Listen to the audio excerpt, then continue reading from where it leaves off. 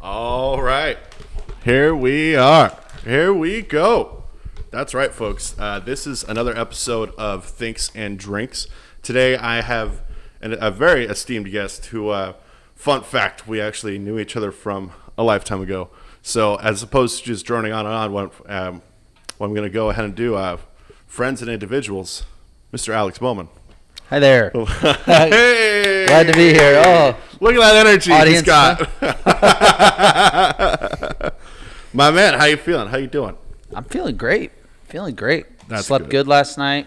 That's always good. That always determines how I'm going to perform in the day. You know, man, you're a business owner. You probably appreciate your rest more than most. But anybody that owns a business, whether you're an athlete or it's a brick and mortar business, your body is the one thing that you can't compromise. Yeah. Everybody needs a body that is going to work for them. Yeah. For me, it's the sleep element. Like, I'm useless without solid sleep, and so I put a really high value on getting a good night's sleep. Like I always have. Like, I don't lay in bed, watch movies till 1 o'clock till I doze off, whatever.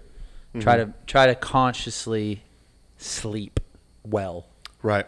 Because then I just that's just like I'm 30 now, so after a certain amount of time you figure out what works best for you. Yeah, good night's sleep does it. Yeah, I'm glad that you brought up your age because I turned 33 recently, as fans know and audience of the platform. Dude, Tuesday we went to the river, a river spot. I'm not gonna fucking tell you because you don't need to know. it's one of those secrets. I'll tell you, but I'm not gonna tell you. I know where it is. I've been there. I drank a handle of tequila with Katie one time at that spot. Oh my God, what? A Sauza tequila. We went to freaking CVS before the river and decided, well, what are we going to get? Well, the best deal really is the handle, right? You get the most bang for your buck. Absolutely. Well, I don't know how one thing led to another. Sorry for taking your story, but no, please interrupt. Sauza handle gone. Adventures on trying to figure out how to get home began at that point. So. That's happened to us multiple times, even in the day and age of White Claw and hard seltzers. Yeah. Because sure you're not hammered, but not that I'm admitting to driving drunk. I'm saying that you're compromised and you're impaired, and if you don't have enough water, oh yeah, dude. Oh, and that was before hydros too, hydro flasks. Right. Yeah. You had to bring bottles of water. Bottles of water. Was hot. By the end of the day, my God, forget it. We were out there at the river, and it was fun. And I worked out super hard. We were talking about a little bit. And the thing about the river that if I'm drinking, and not necessarily excessively, but if I'm doing any amount of drinking, and if I can include fitness into it, I'm going to. So next thing I know, this fucking thing. Nothing ever happened. Nothing changed. So I like I was saying, I ended up working out really hard. Yesterday morning, I felt awful, like I was overtraining. That feeling of exhaustion, and I got a sunburn, and I ended up having a little more whiskey than I thought I did. Dude, that in your 30s, hangovers last days. Oh yeah, no, yeah. It's a 2-day process for sure. What's that like owning a winery, and knowing that, you can cause easily, damage to your sleep and your sleeping patterns? Well, yeah, there was an adjustment period for sure. I mean, in this business, you got to learn how to set limits for sure. And you've always heard, there's stories out there where people got into this business and ended up becoming alcoholics. I mean, there's no shortage of course, this is before COVID, but there's no shortage of events going on. There's no shortage of gatherings, mixers, ways to go and schmooze and network and, always be out there. It's one of those businesses where you can always find something going on and always be on all the time. And that, for me, gets really old after a while. So, you got to rein that in because otherwise, the last thing I need anybody reading in the newspaper is Alex Bowman got a DUI driving back from Bowman Cellars. You know what I mean? Like, that would not be good for business. Bro. Yeah. Bro, you're such a, and for people that don't know what this is about, this episode, we're out of the house, and I brought it to a business because I wanted to highlight a business that I thought is doing exceptionally well, especially considering COVID-19. You guys are still able to flourish because of that gigantic patio. Yeah, for sure. No, we would be. It's funny because we other spots we looked at before we opened up here we'd be screwed right now. There's a lot of people that can't be open, and yeah. And when in the infancy, we're in our third year here. There's no way a winery can sustain having time off, like that. So right. Super important to be open and keep business rolling. Got to get inventory out the door. Right. So I'm curious. We can get right into it if you want. Man, I shouldn't have wore a hat this morning. Now I got hat hair. Now I'm like paranoid about it. Yeah, I need a haircut, so that's why I was like, I can't quite see myself well enough to determine if it looks stupid, but whatever. No, you look good. I'd let you know. All right, good. I'm curious with the, and with the space that you have, and I'm not gonna, I don't need to know how much overhead you have here, employees, staff, insurance, rent, so on and so forth. What's your? You guys clearly have, you have bubbles, you have rosé, but maybe walk us through the process of how you chose those wines. And you don't need to go too into it, but maybe feature what you have a little more. There's rosé in here, right? Yeah. Well, show the camera. Yeah, we're gonna correct into this here. Fuck yeah, let's do it. So we have our rosé bottle here, which we don't actually bottle this. It's only kegged. We keg our rosé 100%. Keg rosé, folks. Yeah, and then what we do is if you buy a bottle here in the tasting room, we fill it up in these. It's a Tennessee whiskey mold, is what it's called. So it's obviously looks like it's meant for Tennessee whiskey, and it looks like moonshine. Yeah, so you fill it up in that, and then you take it with you, and then if you bring the bottle back, we'll actually, give you an exchange or refill it. For a discount on that. So it's kind of like a growler system, and that's a multi-prong effect for us. Not only does it look cool when people want to buy it, but it gets them to come back. That's what got me back? Yep. Gets people coming back all the time. And it's also, green, too. There's that benefit. It does actually cut down on waste. That's absolutely right. So you think about you bottle 100 cases of a product, which would be a really small amount. That's 1,200 bottles. Mm-hmm. That's 1,200 corks. Mm-hmm. That's 2,400 labels if you count the front and the back. That's Jesus. The capsule that goes on top. I mean, that's a lot of product. That's a lot of waste that can happen. So cheers. Yeah, cheers, man. In the spirit of wine, what do you like most about your rosé? And you don't have to go into the proprietary information, but the notes and such. To me, it has an element of strawberry. It's fresh and vibrant. It's not sweet, but it's soft. Mm-hmm. It's not sharp. It's not super acidic. It's very kind of balanced, and then it's just crushable. It's like the most crushable wine I could picture. Like you bring this out on the golf course, and it's gone in like by the second, third hole. It's just like slams easy. Yeah. Which is not always the case, but for rosé, have fun with it.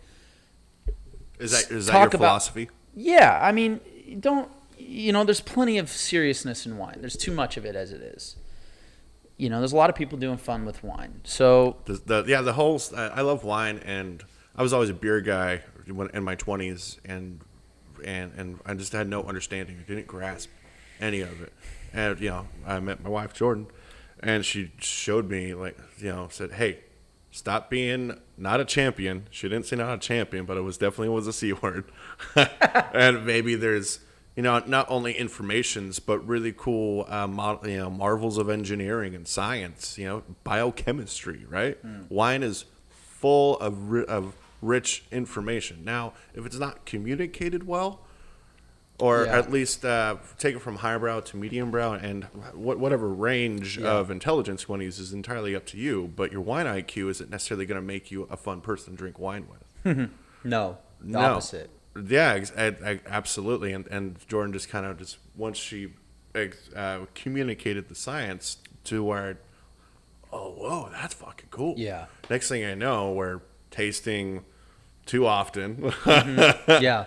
And that's kind of on our way from Iron Horse. We discovered you guys. Yeah. And ever since, I've always wanted to do this. Feature wineries I love, but you're kind of the first place that is willing to not necessarily be a feature necessarily, but just chat. Yeah. A lot of wineries, their staff won't chat with anyone on a record. Right.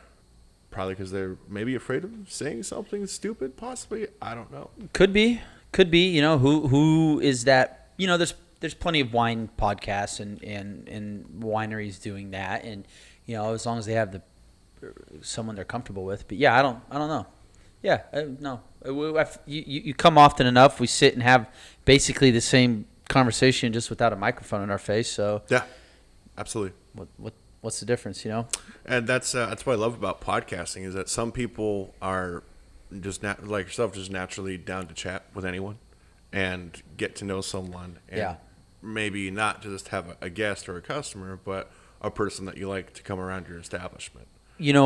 That is one of the keys to at least our business is that you get someone out here, they taste the wine, okay, they like it, you really get to know the person, not, it's because of the wine, but it's an extension of that, you're going to end up sitting, you're going to need to get to know that person, and you end up having a bond, and then they become a lifelong customer, and Absolutely. It's just part of the business. You got to be a people person to be in this business, because at the end of the day, you're in sales.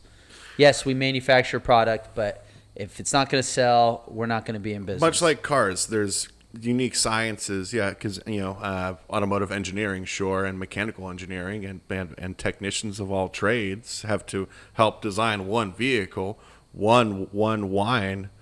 Sure, there's fewer jobs needed, but there's just as much work that has to be researched. Trial and error, dude. How many Pinot Noirs from the Russian River Valley have been tested and were awful? Sure, yeah. Yep. But you know what? A lot of those still sell out. They do. There's something more going on, and you got to try to tap into that. Sure. For us, it's just put the best product forward we can and try to give the best experience for anyone coming out here.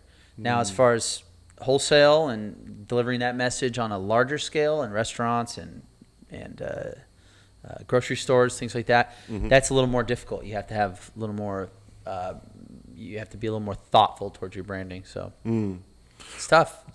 Branding strategies. It's all ever since Mad Men. I'll admit it. That show made me fall in love with advertising and branding and intellectual property strategy, thought engineering, and drinking at work. Of course, absolutely that. I mean, come on, look at me. This is a job where I can drink if I want. But ever since I was introduced to, how people can be assisted to not just purchasing something, but thinking about something. That series has kind of made me realize that branding strategies there's so many that can work, but there's one that works the best. For your rosé, I don't know what it is necessarily, but if you just were to feature it in the right way and some kind of ad or whatever capacity, podcast, whatever the platform, it only takes one good idea, and then boom, you're on shelves in however many states, or however many countries. Yeah. So that I appreciate your sentiments on branding, because you're just willing to try anything. That works. Yeah. Well, you never know what it's going to take. Never. You can have a plan, and what do they say? Everyone goes into a fight with a plan until they get punched in the face. Yeah. It's kind of like that out in the wholesale world. It's brutal. It's ugly, and you might think you have a plan, and forget it, you know. Yeah. But so you got to be creative. There's no right way to do this business. There's any way you can be creative, and you see that across every different winery. Everyone's doing something different in order to capture an audience. So Right. it's cool. It's cool. Your audience, I'm glad that you brought that up because your audience is really diverse. Here in Graton, California, we're outside of Sebastopol, technically in Sebastopol. Some might consider it, but Right. it's its own townhood. It is. Yeah, it's got a post office. I think that's what qualifies. That I believe, yeah, and you need a certain amount of citizens and Yeah. acreage, I believe, in order to have townhood. Yeah. And cityhood is different metric completely. But Graton, what I love about the North Bay, dude, you can. Oh, it's so easy to mine because you're near Emeritus. Jordan and I are also members there as well. You're near Red Car. Red Car is incredible. If you like our rosé, you'll definitely like their rosé. But beyond that, you can go to Iron Horse. You can go to Les Claypool's joint, Claypool Cellars. And if you keep going, the further west you go, you're going to hit Bodega Bay. And then you're finding your coastal Pinots, your coastal rosés. And that's when Chardonnays too out there. Yeah, and at Sonoma County Vineyards Chardonnay, I was never a huge fan of Chardonnay, but I drink it because I want to try everything, right? See if I can learn something. Their Chardonnays are, oh my god, I can't even believe what I was tasting. Yeah, Sonoma County, incredibly diverse as far as the regions that we have here. So it's like you look at Napa. Napa's fantastic. I love Napa wines. Napa's very one-dimensional, in my opinion. You get that valley, and they all produce pretty much. Are you sure you want to say that? I can edit that part out. No, I mean it's true. I mean, you drive up the highway in Napa, and you're going to go through Yountville, Rutherford, St. Helena, up to Calistoga. That's absolutely right. And they're going to all have different variations of a lot of the same wines. They're all fantastic. Don't get me wrong. I love Napa wines. They're the best in the world at what they do. They really are. But if you're looking for something new, a little more down to earth, and a lot more diversity as far as those little towns like you talked about, whether it's Graton, I mean, just the Russian River Valley is huge. It's got Forestville, Rio Neato, Monterey, South Healdsburg out there off of West Side, East Side Road area. Yeah. Some of the best Pinots in the world right there. People might quibble with that phrase, but definitely the best of the valley come from right up there. And then you go out, you get into Occidental, you get Guerneville and Bodega and Dillon's a Marin, but there's just so many different areas, so many different values, and we grow every wine that you can imagine, all the way up to Cloverdale, Alexander Valley up there. It's big, nice, hot cabs. Pinots here. It's just got a lot more going on. It's a much larger area than Napa Valley. We produce more wine than Napa Valley does. How many wines per capita does Sonoma County have more? I couldn't tell you that. Right. That's a dumb. First of all, why are you asking me? Secondly, I don't know. You have someone here that's going to Google that for us? Hey, Jamie. Yeah, exactly. I could actually, but then I wouldn't be paying attention. No, that's fine. Yeah. It's a larger. How about this? What I can do is I'll do it in post. It doesn't matter. I mean, the fact is, it's people are more and more. There's this shift happening that people are coming to Bay Area, to wine country with the idea of Napa in their mind. They go there and they don't have the same experience that they had 25 years ago when they went. They're going, wow, it's changed. To the worse. when you're talking about Napa, do you commonly think of it from an older individual's perspective?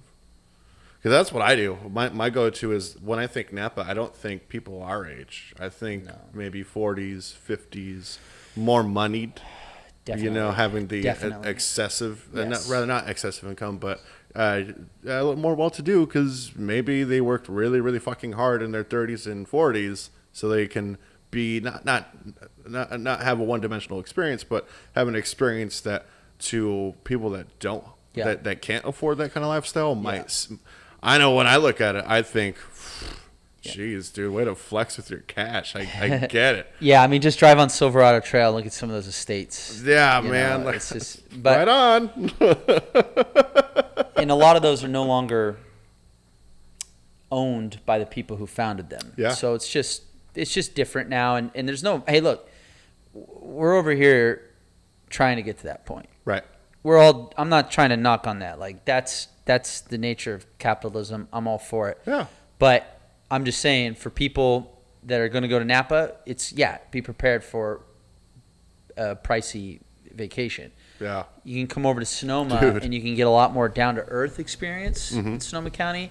And you can find wines that are a little more approachable in price and in style. Absolutely. I love the city of Sonoma. I love that you bring that up because, man, it's so easy to first of all, the walkability.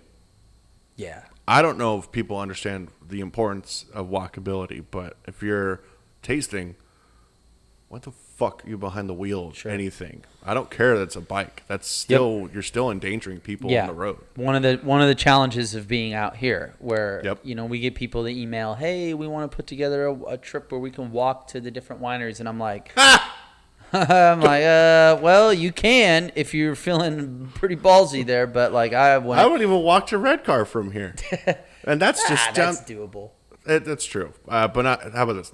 I'll meet you halfway. Not everybody pays attention on the road to pedestrians. Yeah.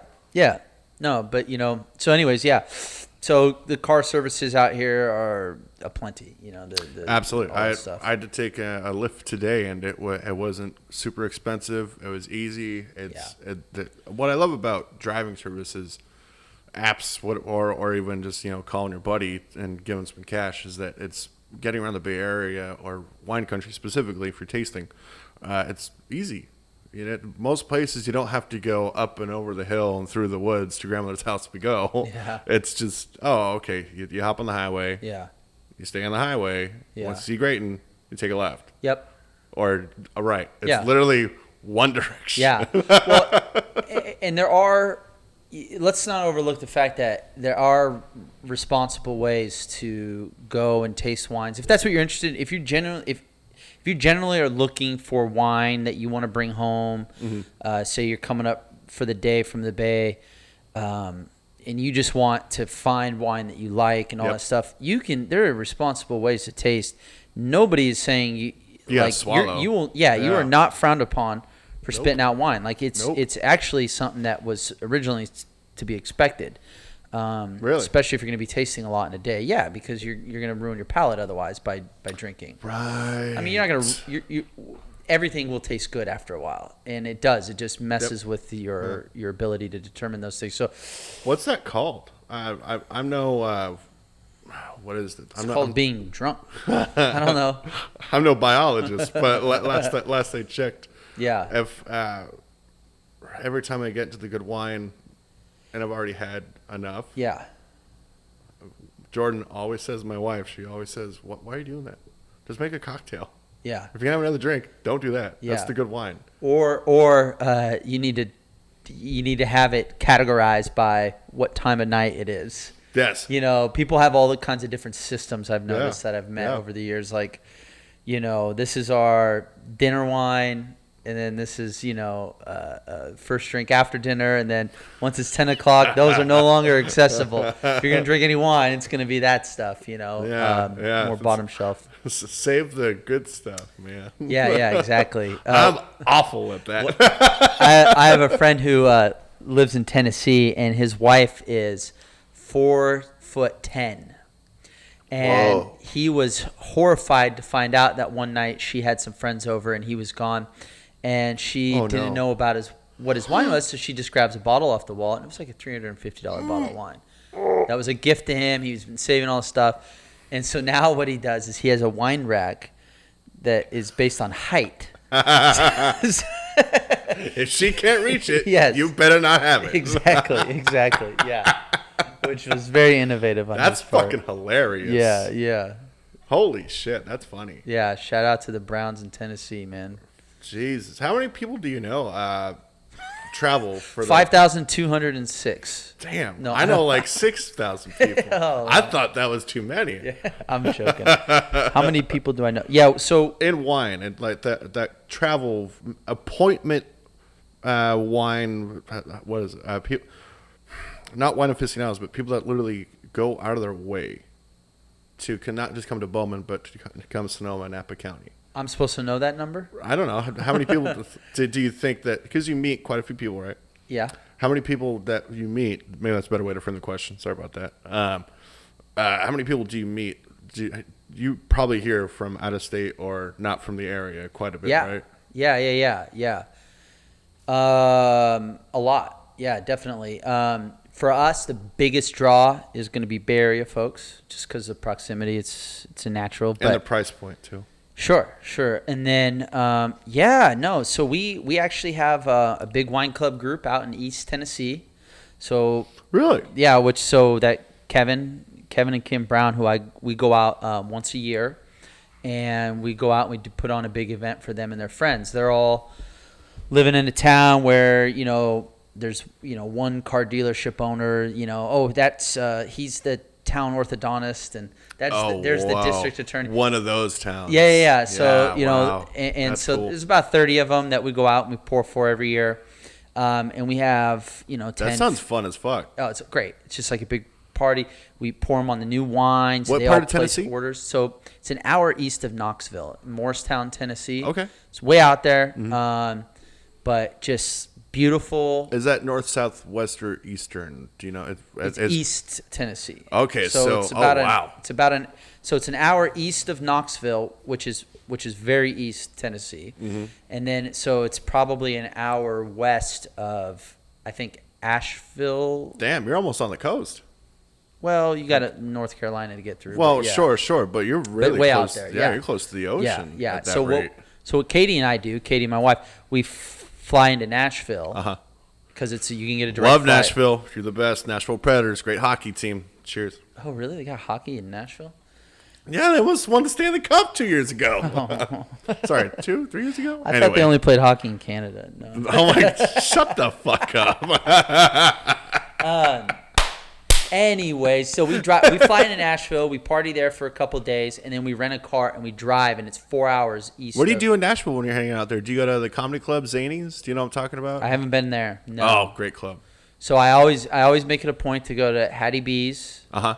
Or I haven't been to Prince's yet. Don't get mad. No, sure. But I think last time we went, it was closed. I don't. There's 2 locations. We wanted to go to the old one. I think the old one was closed that day. Anyways, so we do that. We hit all the honky tonks. You got it. You hit Broadway Street and just do that at night. And it's like being in Nolens and not hitting the strip. You got to hit the strip, man. Yeah. I mean, it's just you get the most.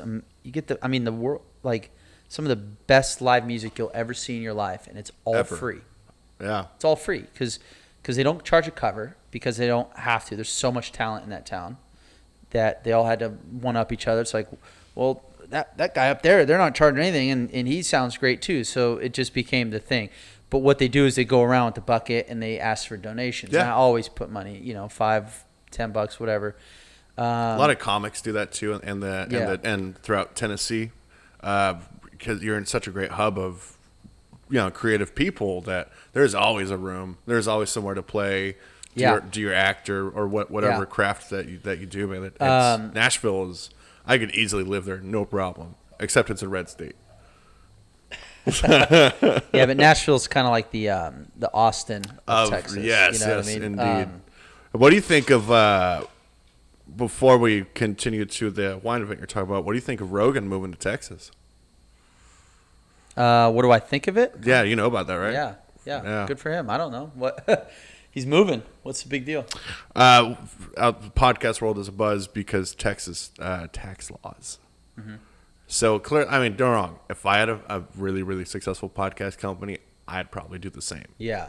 But you have a company that if you could relocate to where you would make more money, I'm curious, do you think you would try and make that happen? Or at least expand to that place where you can make that happen?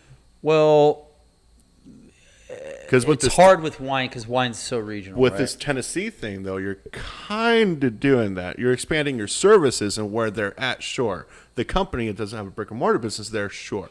You don't have a facility, I quote unquote, but you still have operating business there. So No, I just sell wine to private citizens there. That's all it is. Oh, that's all it is? Okay. Yeah, I don't have any sort of I don't get taxed less on wine I sell in Tennessee. Okay. No, I wasn't sure how that works. No, no. It See what I was trying to do though? That was pretty good. I was trying to get somewhere, and you're like, nope. No, it's no hot take here, buddy. No, there isn't. It's expanding my audience by going there is all it is, and that's awesome. I'd be doing a disservice not to. We also just started doing it in Chicago as well. No fucking way. Well, congrats, man. That's dope. I should say we were supposed to do it in Chicago. So June 1st, we had this grand trip planned. We were going to do a couple days in Chicago doing a big private event. We had rented this super sick apartment, 5,000 square foot flat. For 2 nights. It was like not even that expensive. That's and we were dope. we were gonna stay there and host a party because we have like a dozen or so wine club members from Chicago. Okay. So I'm like, this is what happened in Tennessee. Why we go out there, show love to them, keep them happy, and we end up doing a lot of business. Like you're going on result. tours to host wine events. Yes, that's what it is. So we're like going you went out on the road to show your wine. Yeah. That's fucking cool. So dude. that's kind of when I said there's no there's no one way to do this business. That's it. There you go. There's a creative way, and we love to travel, my wife and I. Yep. So it's fun. We were gonna bring Amanda, and we were gonna host this super sick party and get all this stuff. And the people in Chicago, like the people that we reached out to, were so stoked for it. Were they? They're so glad because they're like, wow. Otherwise, we have to come out to California to try this wine. We're gonna go to them, and so it's mutually beneficial. That is fucking cool, man. Yeah, it's a fun part of the business, and once things get back to normal, we look forward to getting back to. So we were going to do, Tennessee happened organically. Chicago is happening organically. We're looking at other possible areas too. I appreciate, first of all, you correcting me, and then you followed up with something even better, because now I'm looking at it like, well, comics go on the road. Why can't people that have a wine business that they're not trying to be one thing or another, is trying to have a business, why can't people that have a business not need to have a brick and because pop-ups, right? Pop-ups. Pop-ups exactly. Yeah. are the exact same idea without, having the tents. So a lot of wineries do that, and we've been following some examples of other wineries that have done that. And Sure. we're like, wow. Who else has done that? So one, for example, real popular winery out of Sonoma called Scribe. Yeah. They do that a lot. They'll go and they'll do pop-ups down in San Francisco, or they'll be in Austin or Nashville or South Chicago. by Southwest. Yeah. Miami, wherever. I mean, they Bottle do Rock, probably. If you can get a booth there. Well, Bottle Rock likes to keep it Napa, so. Oh, really? Yeah. Spill the tea, please. No, I mean, I don't know. I don't have any personal experience with dealing with them, but it's a Napa Valley event. So, but don't quote me on that. They could very well have Sonoma wines there. I don't know. I go to Bottle Rock every year. I was supposed to this year. I'm pissed it got freaking canceled. I'm so mad I didn't go to Tom Petty's last show there. And it wasn't. My dad went to that one.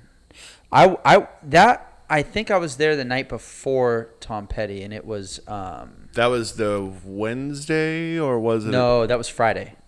Okay. Tom Petty was Saturday, I believe. Saturday? Saturday or Sunday? I don't remember. It was 2 years ago, I think. Now, but yeah, it was. I haven't been to one Bottle Rock because I've always found really great streams of it. I'm not saying I pirated it. I'm saying people were streaming live that are professional AV engineers, so they were pirating. It was just on YouTube, so I was watching it. So I've found myself to be really fucking lucky. So I can, still, cause, I'm really busy. You have to keep up with MLB, UFC, NHL, and ice skating leagues, U.S. Open as well. So at the same time there's Bottle Rock, there's a lot of other things occurring at once. Right. So I really have to choose on, am I going to miss out on this thing, then not be able to cover or talk about it? Or am I going to really develop a really good piece on this but you and can keep it for months? You can record a ball game, right? That's true. But this is an hour away, and it's a badass music festival with know. some of the best food, with some of the best food and alcohol that the region has to offer. I mean, you get Mustard's Grill there. I think even what are you? No, go to the music festival. All right, how about this? I don't like huge crowds. Oh, now it's coming out. All right. I can handle comedy clubs and bigger theaters and Yeah. venues if people are being quiet and paying attention to the thing. But the last rock show I went to, or even musical event, was people running into me, breathing on me, touching me, and my weird isms are now founded because of proof that people are disgusting. You're validated now. And I hate that it takes a pandemic to make people more cautious of, oh my God, I was totally breathing other people's air, and I have no idea who they are, what they were doing before they got here. And now whenever I'm anywhere now, my fears are justified because that person might have dangerous air coming out of them. Right. And that's what I look back at, because I was a Phoenix rat. I was at the Phoenix every fucking weekend if I could make it happen. In Petaluma? Yeah, absolutely. Yeah. That place is disgusting. How the fuck did I not get something there? Have you sat on those couches? You got to you get an immune system. That's why, you got to get exposed. You got to get out there and can't be too paranoid. No. Not at all. You're absolutely right. You can't. My Nana, may she rest in peace. She was terrified of everything. Terrified. But I don't know how much of a Bill Withers fan you are. He has a song, Grandma's Hands. And the lyrics, Billy, why you run so fast? You might step on a piece of glass. There might be snakes there in that grass. Grandma's hands. So sure, yeah, fear, it can definitely ruin your life. But at the same time, maybe you'll get less cuts, or you might not fall. Develop some calluses. Right. That's possible too. No, it toughens you up. Fear does? No. Going and experiencing what you might be afraid of, You're absolutely right. So I'm curious, because we work together at Oliver's and on Montecito Boulevard, for all you nerds out there. You can Google it. Do they know where this is? I talk about where I live all the time. Okay. So people that want to know, they can Google it. Gotcha. So that way I'm not just making shit up. Because Right. some people think, like, oh, yeah, whatever, dude. Podcaster. Yeah, that sounds like a fake story you just mentioned. Yeah, right? Exactly. So we worked together years ago. Years ago. We were kids. It would be 15 years ago because it was my summer going into sophomore year, which means I would have been 15. I wasn't driving yet. I had to get dropped off to work. I remember that. So it was literally 15 years ago to this moment. First of all, that's dope. That, sure, we've did different things for our lives, but what I love about not just wine, not just Sonoma County, but the Bay Area, it's not big. People think it's big. Right. But it's not all that big once you run into someone that you knew once upon a time, and now look at them, you're in their house, if you will. Yeah, that was kind of weird because I don't even know if it was it wasn't your first time here. It was like after a couple times, and I think I mentioned I had a job at Oliver's, and you were like, "Whoa, wait a second." Yeah. Because it had been bothering us, well, at least me. I know this kid. Right. I know him. Right. Feels familiar as fuck. What's going on? Yeah. You had long hair then, though, didn't you? Super. Yeah. Oh my god. I'm a weirdo, and I always will be. But that guy was trying really hard. We worked together at Oliver's. That place is known for having great wines. Yeah, I sell wine to them now. I was getting to that sorry. point for the audience. How cathartic is that? That a place that you used to work at once upon a time, you're now selling your product to. How does that feel? It's cool. It's really cool. Cheers, brother. Congratulations on all your successes, man. That's dope. Thank you. Absolutely. Well, it's only I could still ruin it. I could still screw it all up. Yeah, you might get canceled. Hold on. Yeah. You literally just stopped, like, oh fuck. Yeah, Should I stop this thing? No. Yeah, no. It's cool, isn't it? It's so cool. Is it serendipitous? Would that be a word you could use for that? Yeah. Things just fell into place. Yeah, and they don't carry my wine because I worked there for a summer when I was in high school. Yep. I don't think anyone. I recognize a couple people, but anyways, yeah, it's really cool. I get to sell to all 4 of their store locations, and they support local people. They're the real deal. Like everything that they claim to be. A lot of times you're always like, oh, roll your eyes. They use a lot of grocery outlet. Yeah. They use a lot of catchphrases. But actually, grocery outlet. They use a lot of catchphrases and stuff.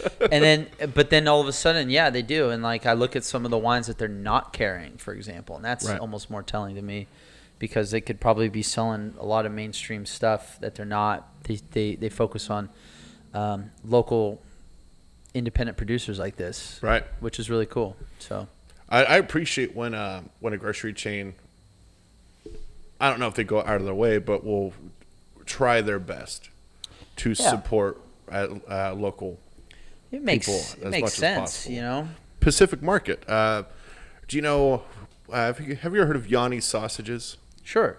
In Pengrove? Yeah. Do you know who Action Bronson is? Are you kidding me? Yeah. Action Bronson made Yanni's Sausages famous with his show. Now, could you say, well, okay, first of all, Yanni's Sausages has been there since how long? Forever. Okay.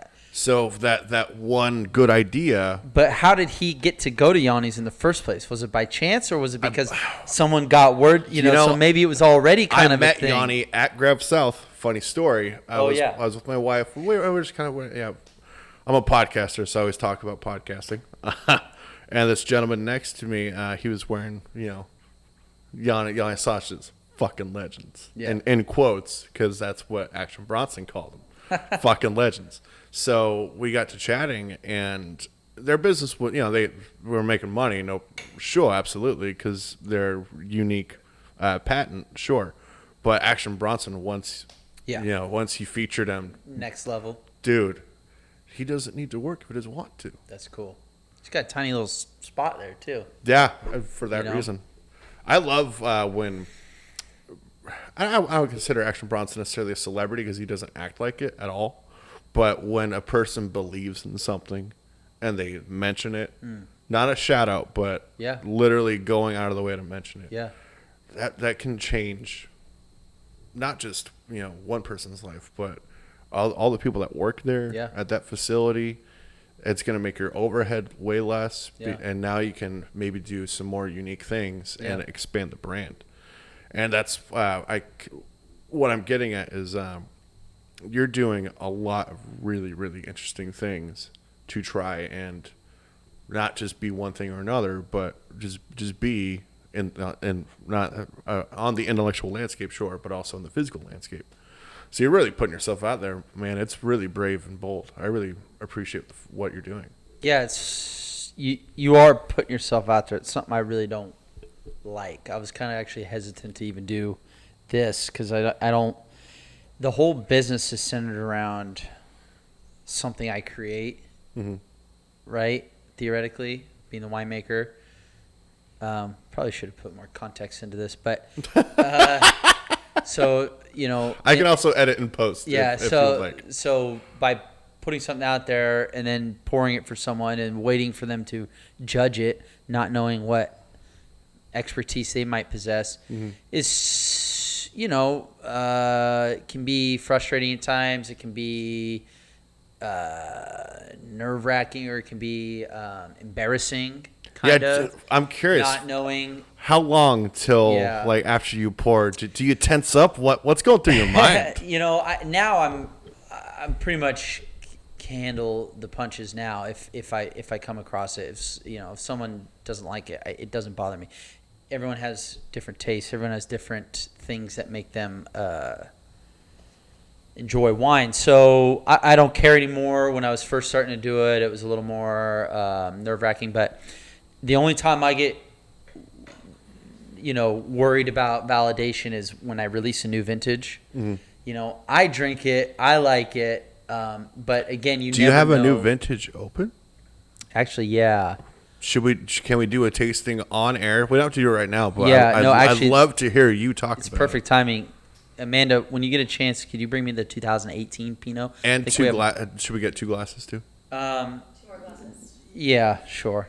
Here, we're on the air, but it's all right. Pictures. And then I think we have 1 bottle back there. Yeah. Perfect. So this would be the next one we're getting ready to release. And so, I never know. What are you looking forward to most about it? Well, it's our new Pinot Noir. Okay. So we only do 1 per year. And where are the grapes from? Russian River Valley. So this is a blend of 2 vineyards. I think you said that already. Sorry, folks. Yeah. No. It's fine. It's a blend of 2 different vineyards, actually. And I only do that. Some people love vineyard designates and things like that, and that's great.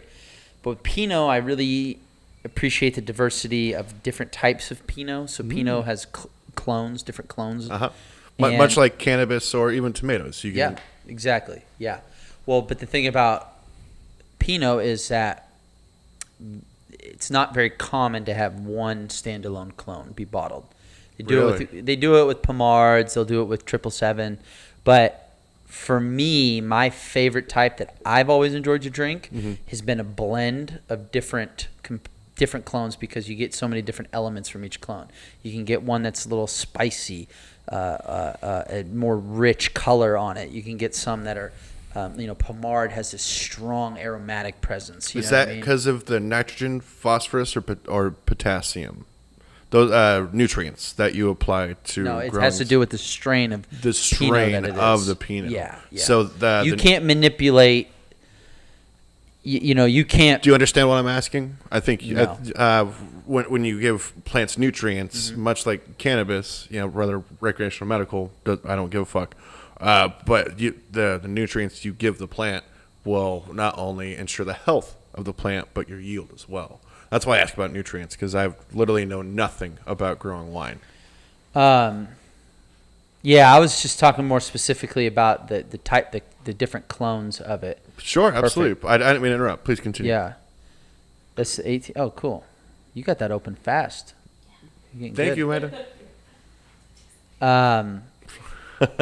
Continue. So that's why I have 2 different vineyards, because it's very small production, so I can only get a couple of clones from each one. So I like to blend them together. But yeah, we can try this. Hell yeah. There you go, front and center. This is the new vintage, right? Yeah, so we haven't released this yet, but we're getting ready to here probably in the next, literally by next weekend, I imagine. This color, man, is... So it's got a very nice, delicate... That's amazing. Oh, my God. Yeah. What am I smelling? Please, walk me through it. You tell me. I don't ever give tasting notes like Fuck! I'm terrible at this. So I don't... One thing I don't like to do is tell people what they might be tasting, because I don't want to implant a thought into your head that you... Look at you. ...might not think is there. You might think, oh, it might just thwart the whole experience. Or I might say a catchphrase that you Tobacco? particularly... I might say a catchphrase that you... So let's say, for example, if I had said tobacco ahead of time, which not really getting... You shouldn't get too much tobacco in Pinot Noir. I'm asking. Maybe I have some no leather idea. elements to it. Leather. Yeah. There we go. But so if I say that and it's particularly something that you hate, right? Maybe you hate the smell of leather. Right. Before you even taste it now, you're going to have a negative opinion of the wine. Whoa. And so I just steer away from that. I just talk more about how it's made, Sure. the type of clones, maybe the style of Pinot it is, but then I let the person decide whether or not they get those tastes out of it. It doesn't do any good for me to tell you what you're tasting. Do you know what thought engineering is? We've talked about it a little bit, but essentially what you're trying to avoid is that. And I really appreciate that because as I write copy, right? I'm sorry. Go ahead. On a side note, whenever I listen to podcasts, I hate when they drink in the microphone, so I'm trying to avoid that. Just move it to the side. Yeah, I apologize to anyone if I'm These slurping. arms are strong, so if you need to move it, you can just push it. All right, But you might want to fix your cord so you don't trip over it. Here. I just apologize if I'm slurping.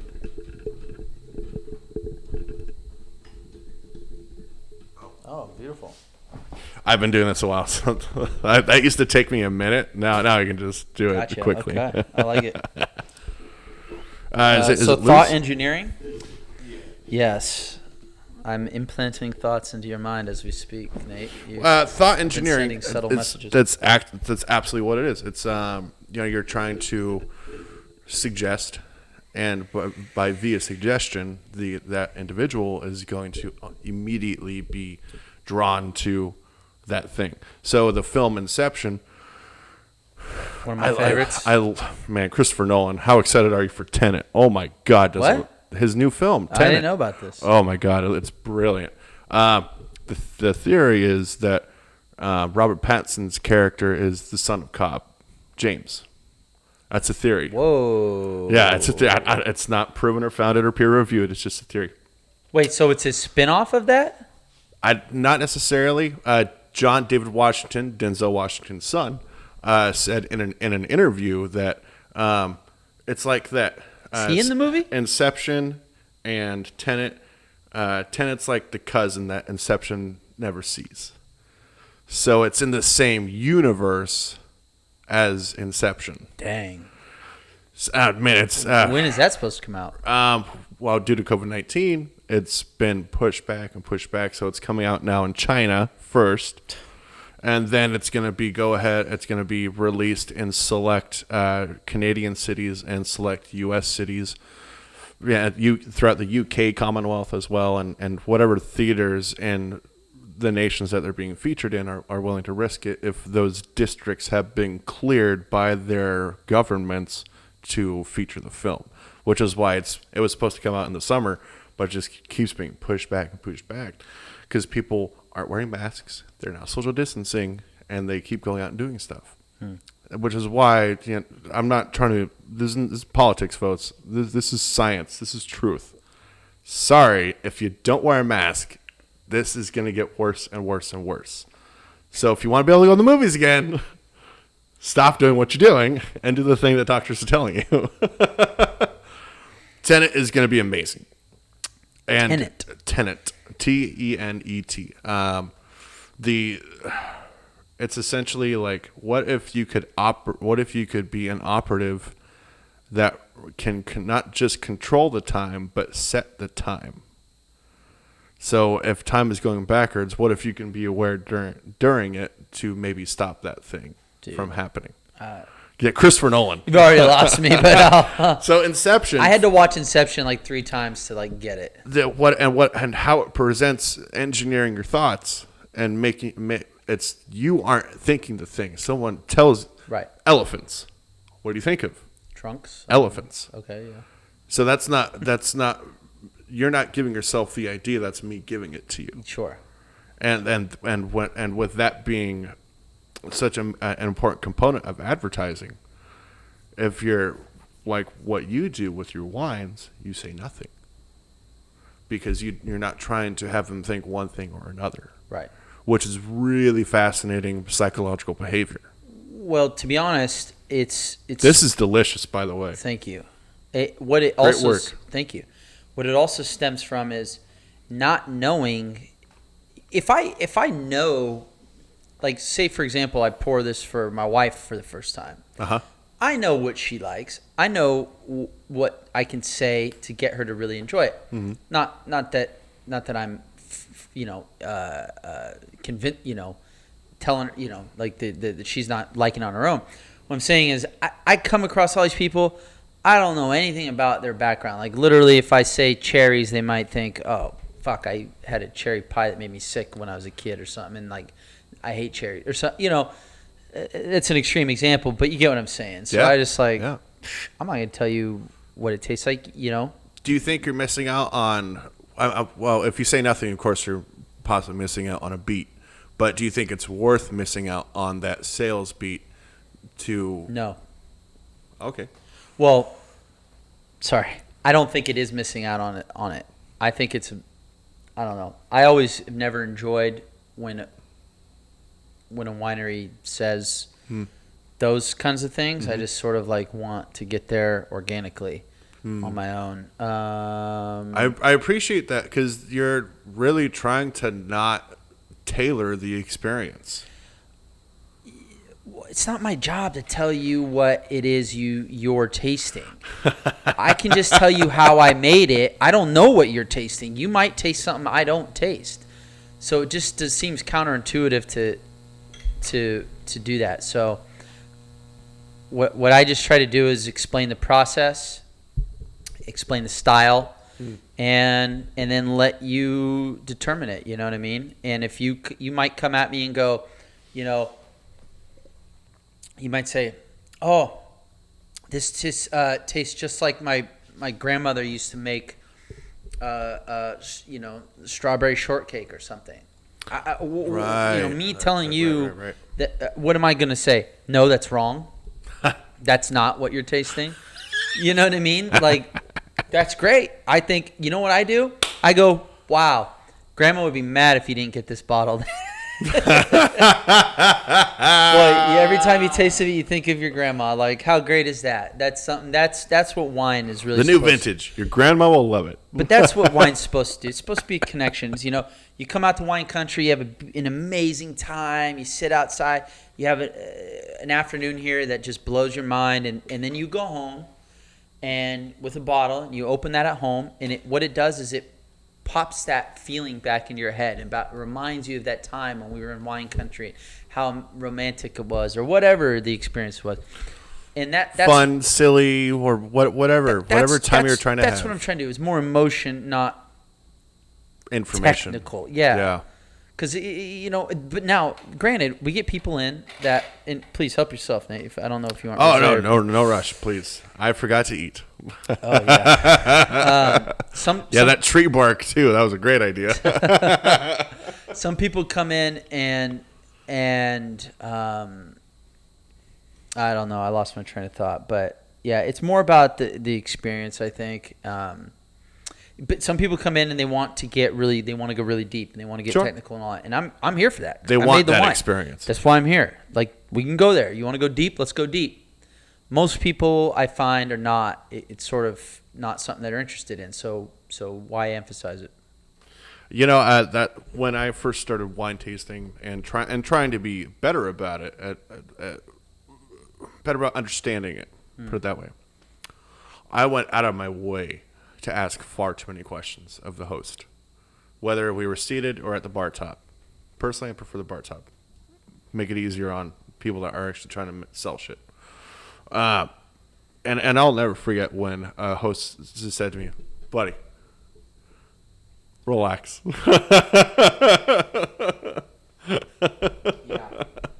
Yeah, I know that. I know where he was at with that.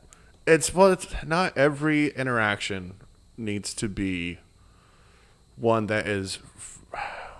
That's like when I was serving tables in Oakland at Umami Burger, actually, and I love serving tables. I love chatting with people. It's such a great opportunity to, you know, maybe get to know something or someone, or maybe learn something of a place you're living that you didn't know before. Burger?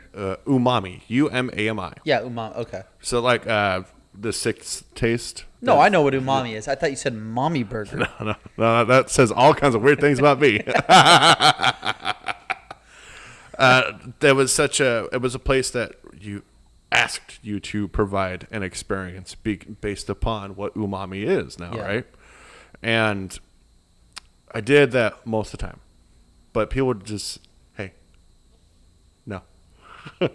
Not today. Not right now. All right. Yeah. I just want to shut the fuck up. Yeah. I want to have a burger. I want to have a beer. Yeah. And I want you to leave me the fuck alone. I'll still take care of you, but just let me let you know I don't want to be bugged. When I go out on the road, You got it, buddy. when I go out on the road and sell wine, I usually go with a rep, right? So How fun is that? it's terrible. I hate it. Really? You hate going on tour? No. This is not on tour. This is not on tour. This is going to. This Sorry, is excuse going me. pounding pavement and Right. going to restaurant after restaurant after restaurant, pitching your wine. Them not rolling their eyes. Oh, we got another wine. Well, I already have 6 of these on the blah blah. Yeah, I'll let you know. Blah. And so it's just constant like rejection after rejection after rejection. But you try to cast a wide net. Anyways. Broad strokes, man. You gotta do it. You got to, because it's like a buckshot. A couple of them will stick, and Yep. you'll never know which one of those actually become great accounts. Who's your and- best account? Can you say? Or how about this? What place would you recommend the most based upon your relationship with them? Well, so we don't have. It's easy for me to do because we don't have a whole lot of that. We Oh, generally really? sell majority, 95% of what we do out of here. Okay. I did not know We that. have been trying to branch out Sure. the wholesale market. That's ground down to a halt, but A screeching halt. yeah, Oliver's has been great. I've moved a lot more wine out of Oliver's than I thought I ever would. Really? Because we're more top end Pinot for what they do. They don't sell $100 Pinots, thank God. This was Yeah, Man, that's dangerous. I should probably point out this. Our Pinot every year we release is only $42. Mm-hmm. But Oliver's, they got a whole spread. So they sell a lot of our wine. Beer Baron Santa Rosa has continued to be a good customer of ours. I like them. I like what they're doing with the COVID. They're spraying things down. Are they? The GM, actually, Jordan and I, we were bored as fuck after a fight. Just had to get out of the house. Well, let's walk around. We can grab a cocktail if we want. If we don't like You how, live downtown, don't you? yeah. And our what we do is if it looks uncomfortable at all or unsafe at all, we don't do it. So we hit up Beer Baron. Are you worried about getting it? Oh, COVID, absolutely. Really? Okay. Yeah, and I take vitamin D, vitamin C, MCT, turmeric, probiotic acidophilus as well, and I'm forgetting one, but our supplement stack is a great baseline. I'm still worried, so we went to Beer Baron. It took a minute to get our drinks. The people were seated inside. This was before that wasn't okay again. And then these dudes that are clearly not from around here just walked in and started saying hi to their friends, hugging on them, breathing on people, and it just started kind of turned into mayhem. And next thing you know, security staff couldn't get a grasp of it because people were being unruly, and the staff didn't want to have to handle someone, which I get, which is a whole other conversation. Cut to the GM and I are chatting. Nice guy. And I said, look, man, this is not cool. This is completely unsafe. And frankly, I don't like this. I don't know if I'm going to come back here because of this. He paid for our drinks and said, next time you guys come in, I'll get your first round and an appetizer. That is how you handle COVID-19 when you have patrons that are awful people. Because of that, I'm talking about it on my platform and want to give them business based upon how the management staff handled it. And that this whole mess, I love how you guys are handling it because you're trying to do business, but you're also at the same time like, hold on. Masks, please, for the love of God. Yeah. You just gotta, I'm not out here to like dig my, this is not the hill I want to die on. Yeah, I'm not trying to die on a hill, but I'm also not trying to die. Yeah, no, this is just, I just want to play by the rules and Not get shut down. Not get shut down, and then just get this over with as fast as possible. Yeah. So I'm curious with, we've talked about quite a few things in our first hour with the future of wineries clearly having to be outside for the foreseeable future. And even then, how many people are going to want to be inside unless they're already a little tuned up? Right. Do you think you guys are going to stick around Graton as long as possible? Yeah. No, I don't know where else we'd go. We've made a home for ourselves here. So, Absolutely. yeah. I totally 100% agree with that, because I remember the first time I came in here, I thought this place was always here. No, it hasn't been. No. Yeah, not as a winery. It was, yeah. That's so fascinating, man, because you guys you're wanting to do a lot of fun, unique things and really trying to not just be one thing or another, but again, just be. And that's what I can't praise you enough. That you're just really trying to be not just a winery. There's so many places that are having to do unique things, especially in San Rafael, Novato. They're hosting stand up, they're hosting music, they're trying to. We've done all that. Right, and they're trying to get people to come out of their houses, Sure, buy tickets and drink their wine, and it's just such a difficult market to try and appeal to everyone. Yeah.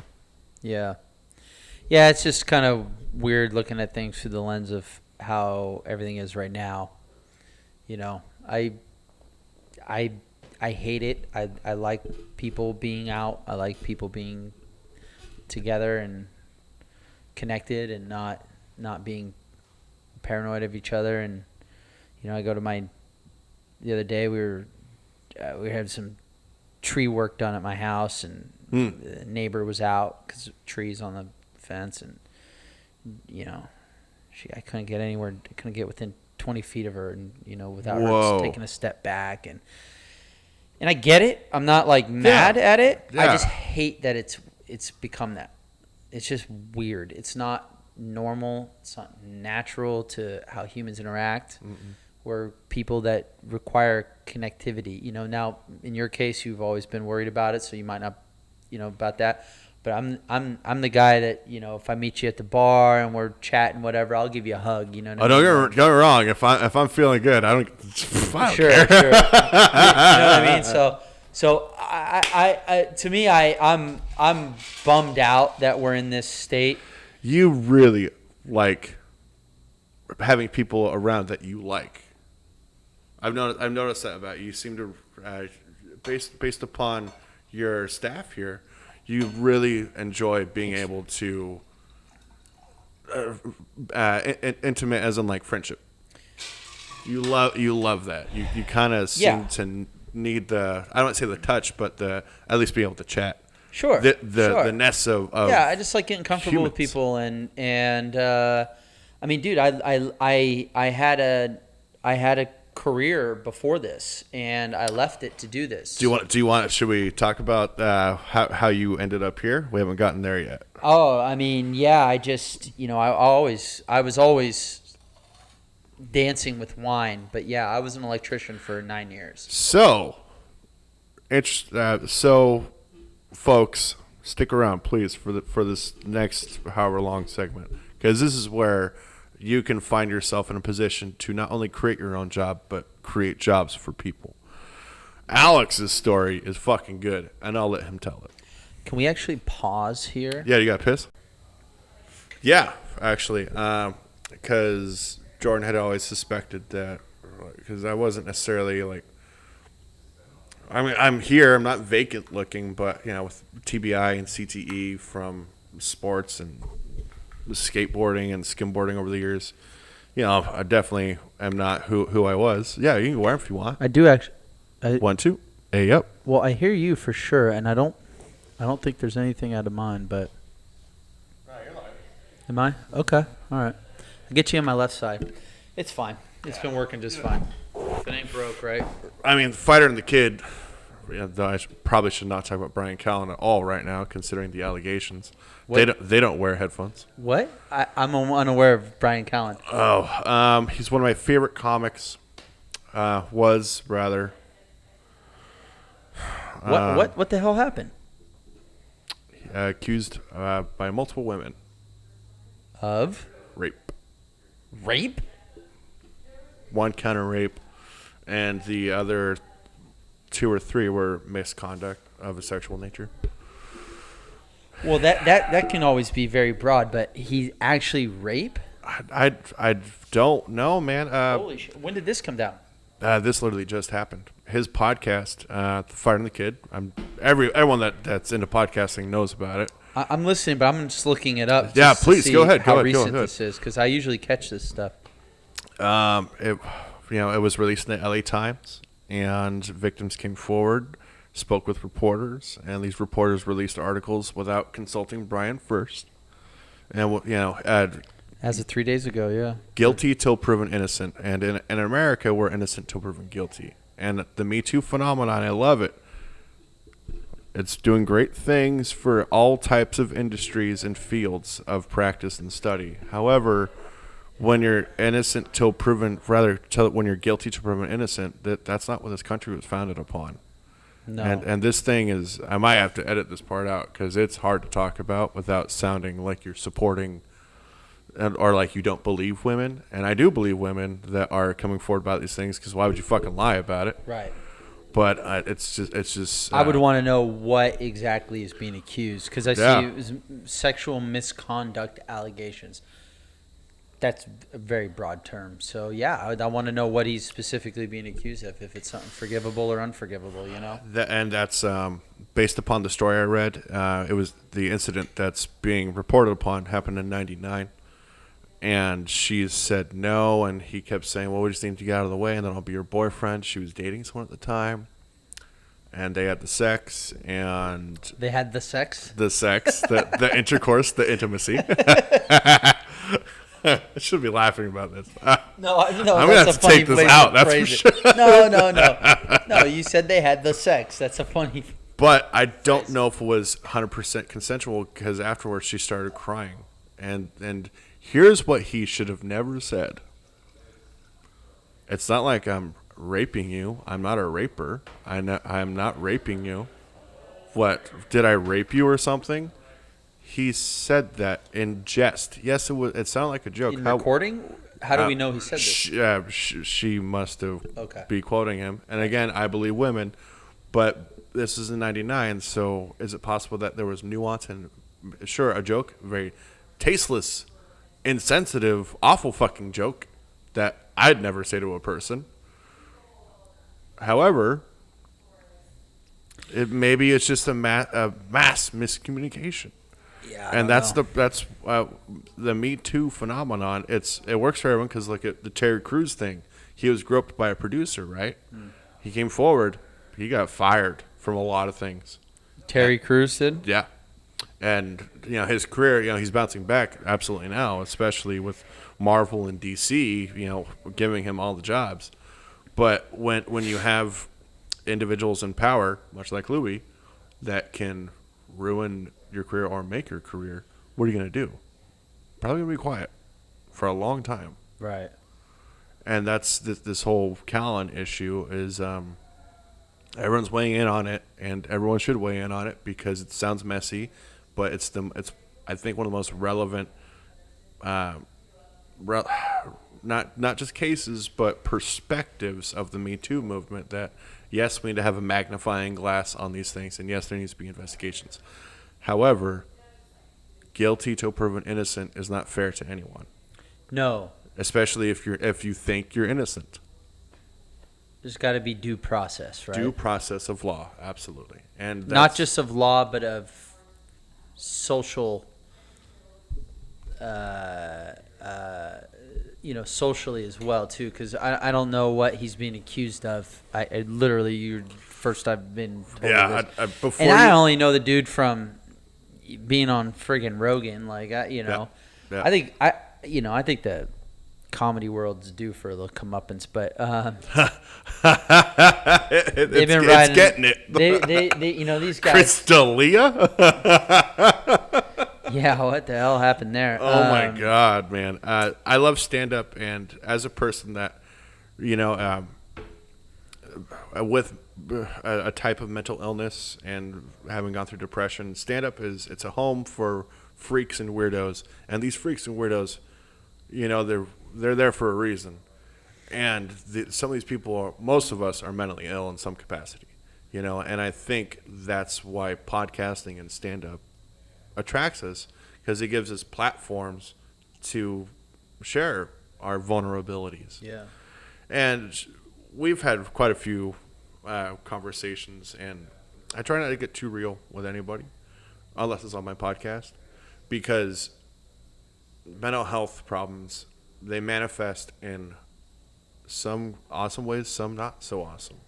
And I think that's what the Me Too movement is also supporting, is that with what we know about CTE and TBI, it's now bringing to light that maybe this impulse control problems that are developed from, you know, traumatic brain injuries or cerebral traumatic encephalopathy, it manifests in a sexual nature in some individuals. TBI? What's traumatic brain injury? Traumatic brain injury. Okay. So like Sure. CT, car accident or something. Yeah, exactly. Yeah. It's not like a micro concussion or a macro concussion. Right. It's one singular incident.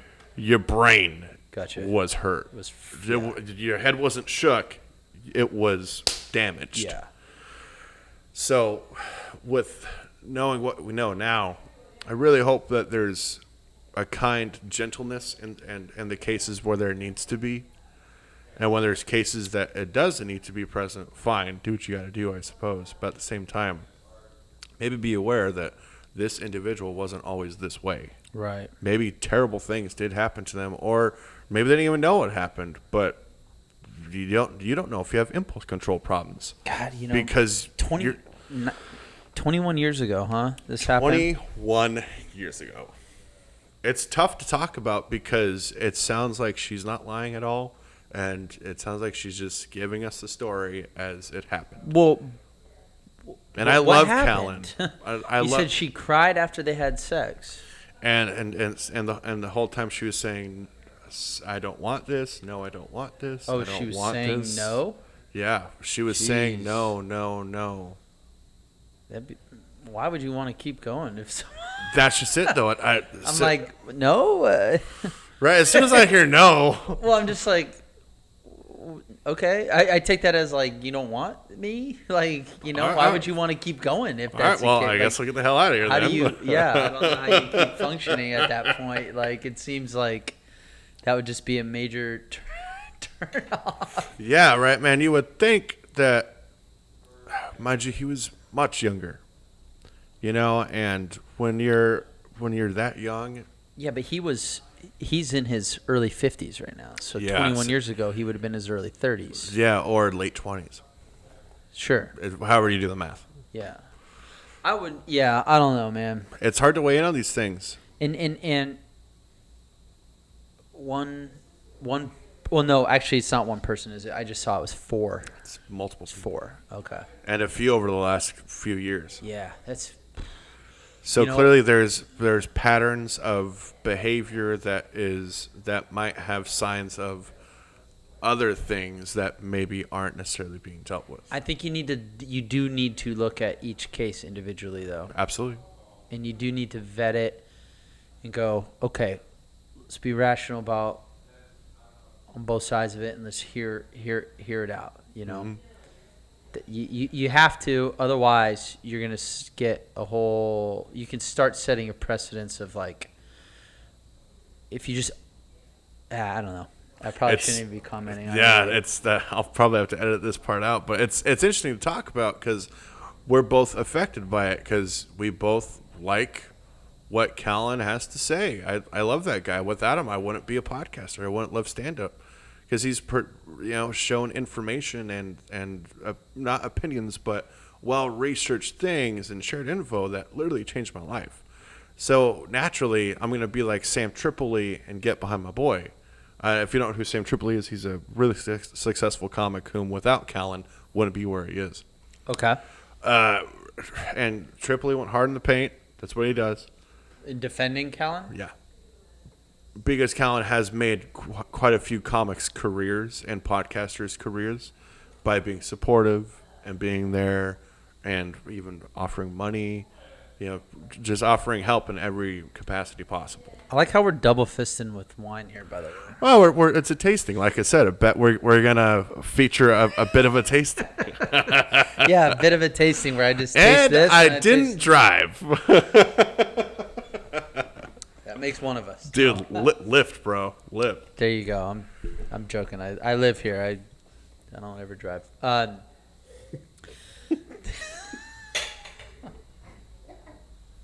Yes, maybe spit. All right, man. So let's take it from. Well, I wonder what the fuck old Shaoub's gonna do. Oh, Shab. I caught the. He's having. He had Josh Wolf on Monday. I definitely caught the episode because I love Josh Wolf, and they were kind of addressing the Me Too phenomenon, but also everything that's orbiting it as well. So Callan's taking a leave of absence. I don't know if we'll be able to come back. Well, you know what though? I mean, at least it's not. Let's not say that. Let's not say he won't ever be able to come back. Sounds like Louis did. Look at what Louis did. He released another special and he made millions of dollars. Yeah, yeah. Well, was there ever an allegation of rape with Louis? No, he just pulled his dick out and jerked off in front of women and used his place and power to make these individuals, like, well, what am I going to do? Right? If I leave, he'll fire me, and if I talk, no one's going to want to work with me. It was people that worked for him? Oh, yeah. Wow. Jeez. Yeah, man. Yeah, see, that happens in wine, too, quite a bit. Not here, obviously, but your more famous wineries, Gallo, come on. You mean to tell me you think that they didn't do questionable things to certain employees that were possibly cute? Please. I'm not asking you, but I've never worked for a big outfit like that. I could not tell you. But anytime you have alcohol and, there's the potential for that. So I want to be booze, man. Booze, it's I love it, but people change. People change after they have had however many. Yeah, yeah. I mean, I think we've changed already. Oh, yeah. That's right, baby. I'm loose. So I wanted, before we paused and took a pee break, we were going to get into your story a little bit of how you ended up here. My story is not even that. It is though, because you went to college. Where'd you go to college? Well, I went to college. Right. You went. I did not finish college. I'll make that very clear. Please tell the story. Yeah, so I went to prominent private school in our town here. You can say the name. Yes, I went to Cardinal Newman High School. Great American football school and great wrestling team. Yeah, junior year we went to state. We played against Jimmy Clausen was a quarterback that year. No shit. For the Oaks Christian Academy that we played in state. Here we were, small little podunk town. They thought small podunk town. Yeah. And it might have been then. Still had that like podunk feel a little bit. No, it wasn't. That's how they classified us. But we're sitting here going, what? No, we beat all the podunk towns to get here. We're the big town. We're in the Bay Area, dude. Yeah, like are you guys idiots? So Oaks Christian is like, L.A., right? And they had that vibe, and they were just crushing every team. Literally, their scores were. Were they a well-moneyed team? Do you know? Oh, yeah. I mean, I would imagine. I don't know enough about the politics of that team, but yes, private Catholic school in L.A., crushing every team that How many ever black played kids do they have on the team? Just enough to meet quota. No, I don't know. I don't know. Oh my god. I don't know. I didn't count, but I don't know. I don't know. But well, when I hear like Catholic school, I don't think ethnic diversity and cultural diversity. Why? I grew up at St. Eugene's. Okay. St. Eugene's here in Santa Rosa, and that church wasn't necessarily the most ethnically and culturally diverse example of Catholicism. Okay. Are there a lot of now? Catholic, I don't know. Now I don't know. Catholic black I would. families in the area here? I don't know. I'd imagine like in Louisiana, Texas. Yeah. The Bible Belt, if you will.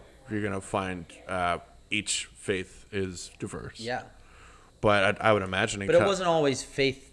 You didn't have to be a practicing Catholic to go to be at a schools. Catholic school. Really?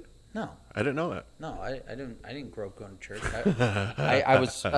They made us do mass once a month at school, but I didn't know. No. You pay the tuition, you can go there, and not only that, there was a lot. I of didn't kids. know that. I thought you had to be a practicing member of the faith. How would they prove that? Right. You know? This kid's great at basketball. I'm gonna Fuck the church. quiz you on Catholicism? No. Give him a scholarship. No. Can you afford the tuition? Great. You can't afford it. Are you good at sports? Well, then we'll just let you in anyway. So, anyways. Really? Oh, come on. I mean, yeah, that's how it works. I didn't know that. Yeah, that's how it works. You would think for all the sports that I Not watch. at elementary school? Probably not. In elementary school, it's just straight up pay the tuition. Sure. Oaks Christian, yeah, they had great talent, crushing every team in the area. Mm-hmm.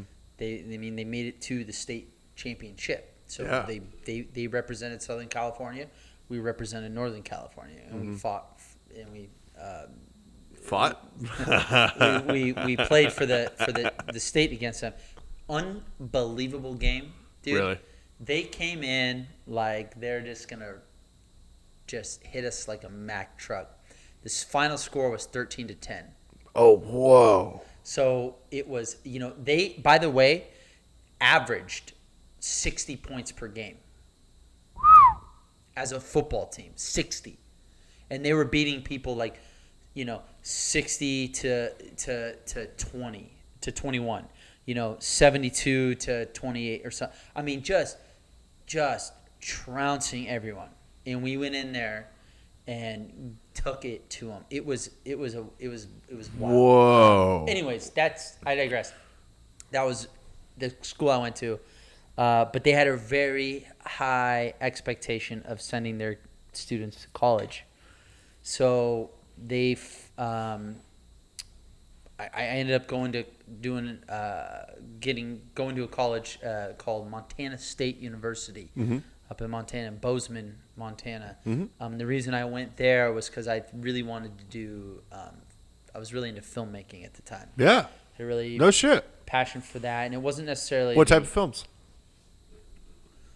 What type of films? What like superhero type, dramas, Erotica, comedies, mostly. Oh, right on. Hey. OnlyFans.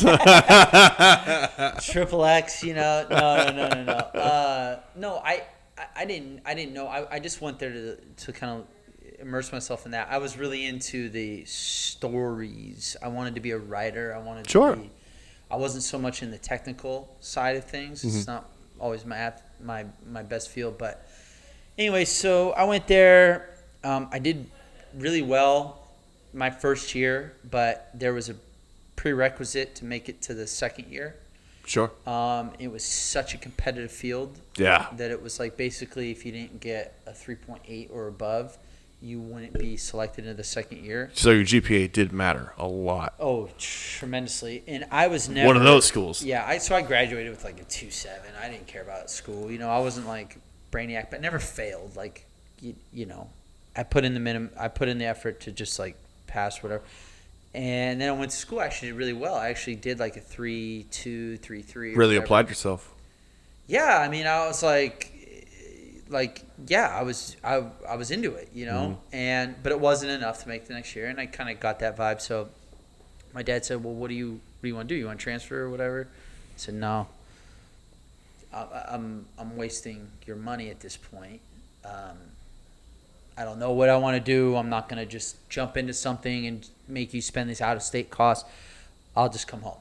So I came home. And I came home on a Friday. He said, "What are you going to do?" I said, "I don't know." He said, "I literally don't know." He said, "Wow. How old are you then?" Well, I'll tell you what he told me. He said, "Well, you're not going to sit around. You're going to go to work on Monday." So my dad's an electrical contractor. Uh-huh. I was at his house. He wasn't going to tolerate me sitting around, bumming around. Yep. So he did what a good father does, and he said, "You can do whatever it takes to figure it out, but in the meantime, you're going to work." Sure. So he put me to work. That's a good parent. You know, Gave you a job, also let you figure it out simultaneously. He was so I would do days off where I would go do film classes locally here and stuff, and Where realize at just the at the JC. JC? But I quickly learned that wasn't gonna work. I studied. I got my certification, my AV certification from the JC, and I will say this to your point: it's not a great place if you're doing a creative field. It's a more technical school. Yeah. And I appreciate they have people hired, but the people that are hired are so busy with other things because it's JC, you're not making a ton of money, that just any assignment, as long as it's okay, they'll give you a passing grade. And that's fine, but that doesn't make a great professor or a great instructor, rather. That's just someone that's just doing a job. So per your point, you were absolutely right in the way you felt, because it sounds like they weren't getting behind you as the relationship that you needed from your instructor, because that's how I felt. Barry Bloom, nice guy, but not the greatest instructor. Like, look, man, I need you to guide me through this thing. I don't know what the fuck I'm doing. I'm not trying to make music here. I'm trying to do something very different that you're not teaching, but it's the only course available. And once we had that conversation, it was a very different course after that. And we would end up chatting for hours after a class if he had nothing else to do, because he was trying to show me, like, well, since you're not doing music, what I can do is I can recommend this. So he kind of helped backdoor engineer a podcast course without actually having one. So I'm curious, with do you still have a passion for filmmaking? Like, clearly, because you're a big Christopher Nolan fan, you clearly like films. But do you think you'll ever get back to it and start making your own little short films? At this point in my life, probably not. Only because I just can't justify the time. It seems silly. You're here. It seems silly at this point. It seems like, it's just that was fun at the time. I have toyed around with the idea. My close friends and I are pretty convinced we could write a really well crafted script about one of our passions as a group is golf. Oh, hell yeah. So we think that there hasn't really been a great golf movie made. What's your angle? For our generation. What's your angle? Like Super Troopers meets golf? That was almost our exact fucking pitch to each other. Yeah. Was literally, I think I have that text where I was like, dude, I'm thinking Super Troopers meets Caddyshack. Have you, so you know the Broken Lizard guys? Sure. They do stand-up as well. Steve Lemmy and the big guy plays Farva, Kevin Heffernan. Big guys named Heffernan. I always loved that. Steve and Kev, they do stand-up, but they also have their new show, Tacoma FD. Right. And season 2 just I've wrapped seen up. ads for it. I haven't seen it. So what you're thinking is perfect, because golf is one of those sports that it's such like a, I want to call it an odd sport, but the instruments, the tools you use to play it are funny looking. It's a strange sport, so it lends itself to not just comedic beats, but you can have not only great monologues, but you could also have moving moments where maybe a character's mom is sick, never talks about it, finally is, no one knows what to do, but just let him talk.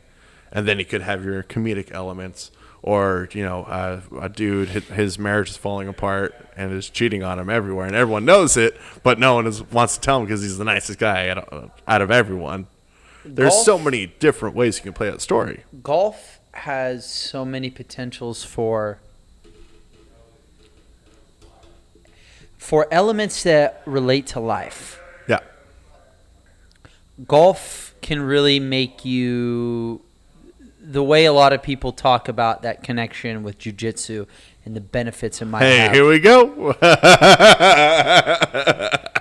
How long did it take? It took We're an hour 20 in. Or almost whatever. 90 minutes. Okay, so I was good today. my point is that there's a lot of segues to life. Now, a lot of people might go, oh, roll their eyes at that. Golf? You freaking kidding me? That frustrating game? Well, it's exactly because of that frustration. It's exactly because of the challenges. Anyone you don't even have to be a student of the game. You can be a passive player. You can be someone who just enjoys getting out. The driving range. The driving range is everybody's friend. It's therapeutic. It's mesmerizing. It's social. Golf is such How long a social. How long have you been golfing? How long have I played golf? Oh, I grew up playing golf. I've played golf my entire life. Yes, since 8-10 years old. Man. Now. Do you remember your first set of clubs? I I remember mine. That's why. I remember my child set, but I remember when I got my first adult set, which I was 14 years old because I grew up really fast. At 14 years old, I was 5'11", 160 pounds, and so I was hitting men's size set of clubs, and I still had those up until just recently when I got. Oh wow! I mean, holy it shit! was probably 5 years ago I got. So you've been about this size most of your life. Yeah. Everyone thought I was going to be a lot bigger, and then no, I don't know. But the thing. That sounds like good genetics to me, man. No, I was I shot real up. 12 years old. I'm 5'9", 5'10", 140 pounds. But by 14, it sort of capped off, and it was speculated it was because of the amount of Accutane I was prescribed. What? Okay, so in order to tell one story, you got to tell another. Okay. What? Hold on. What? I'm a little reluctant to go down this path only because I don't quite believe it now in hindsight Sure. at 30 because I'm almost exactly the same size as my dad. I'm a little bit, got about a half inch on him, which he hates. But and my shoulders are a little broader too. I always remind him of that. But anyways, so I'm pretty much built just like my dad. So Yeah. I don't think anything went wrong. I think I just shot way up, way fast. Sure. Happened Happened faster young. than other kids. It happens to a lot of kids. Yeah. Some do that. Some late bloomers. I was an early bloomer, but at 14 years old, my dad is wondering why I'm not. In 2 years, I haven't grown at all. Because I got really big really early. So he's concerned. So he's concerned. I was 14, maybe even been pushing 15. I think I was 14. He brought me down to a pediatric specialist down in San Francisco. Figure out, hey, what's going on, blah, blah, blah. Well, when I was 12 years old, I developed really bad acne. Really, really bad. And All over? Yeah. Mostly the face. Arms, legs. No, so mostly the face to start, and then it developed in upper back, and then as I got older, a little bit more in my chest. So I got scars all over from it. But No shit. the face was really bad, and so my parents at the time put me on the best anti-acne medication at the time, which is Accutane. Yeah. Which now is no longer allowed. It's terrible for your gut. It was terrible for a lot of things, and I was taking. Doesn't it also cause disorientation? Anyway, sorry. Please, please. It's just wildly bad. Please, wildly. continue, please. Now, my parents are horrified at the notion that they gave this to me as a What were we thinking? 12, 13, 14-year-old, right? At the time, it cured up my acne, so it was great, But anyways, one of the possible side effects is this accelerated growth plate fusion. So your growth plates close earlier than they should. So at 14 years old, brought me down to pediatrics. Well, just a little side effect. At 14, they bring you to a pediatrician. Down in the city, x-rays on my bones, where my growth plates are on your legs and stuff. And they looked and they said, your growth plates are 100% fused, you will no longer grow. You're not going to get any taller than you already are. So, at 14, it's kind of a blow. They had projected me at 12 to be 6'4". Now, Whoa. Now the science of all this is wonky, right? Oh, based on your growth at 12, you're going to be 6'4". Well, we don't know what the fuck you're going to end up being. I'm exactly the size as my dad. I think it all played out the way it should have been. I reached my potential. Mm-hmm. Maybe it was early. Maybe I think my dad didn't reach that until he was later in high school. So I think it all worked out the same, but it's just kind of interesting to think about. That's fascinating because acne is usually, unless you have cystic acne, it's just gut health. What you were eating and what you were touching and then touching yourself. Yeah. All that could have been avoided if. Yeah, if that was a touchy subject. If they would have known that you just have an autoimmune disease and you can't have nightshades, legumes, or gluten. If they would have known that. Sure.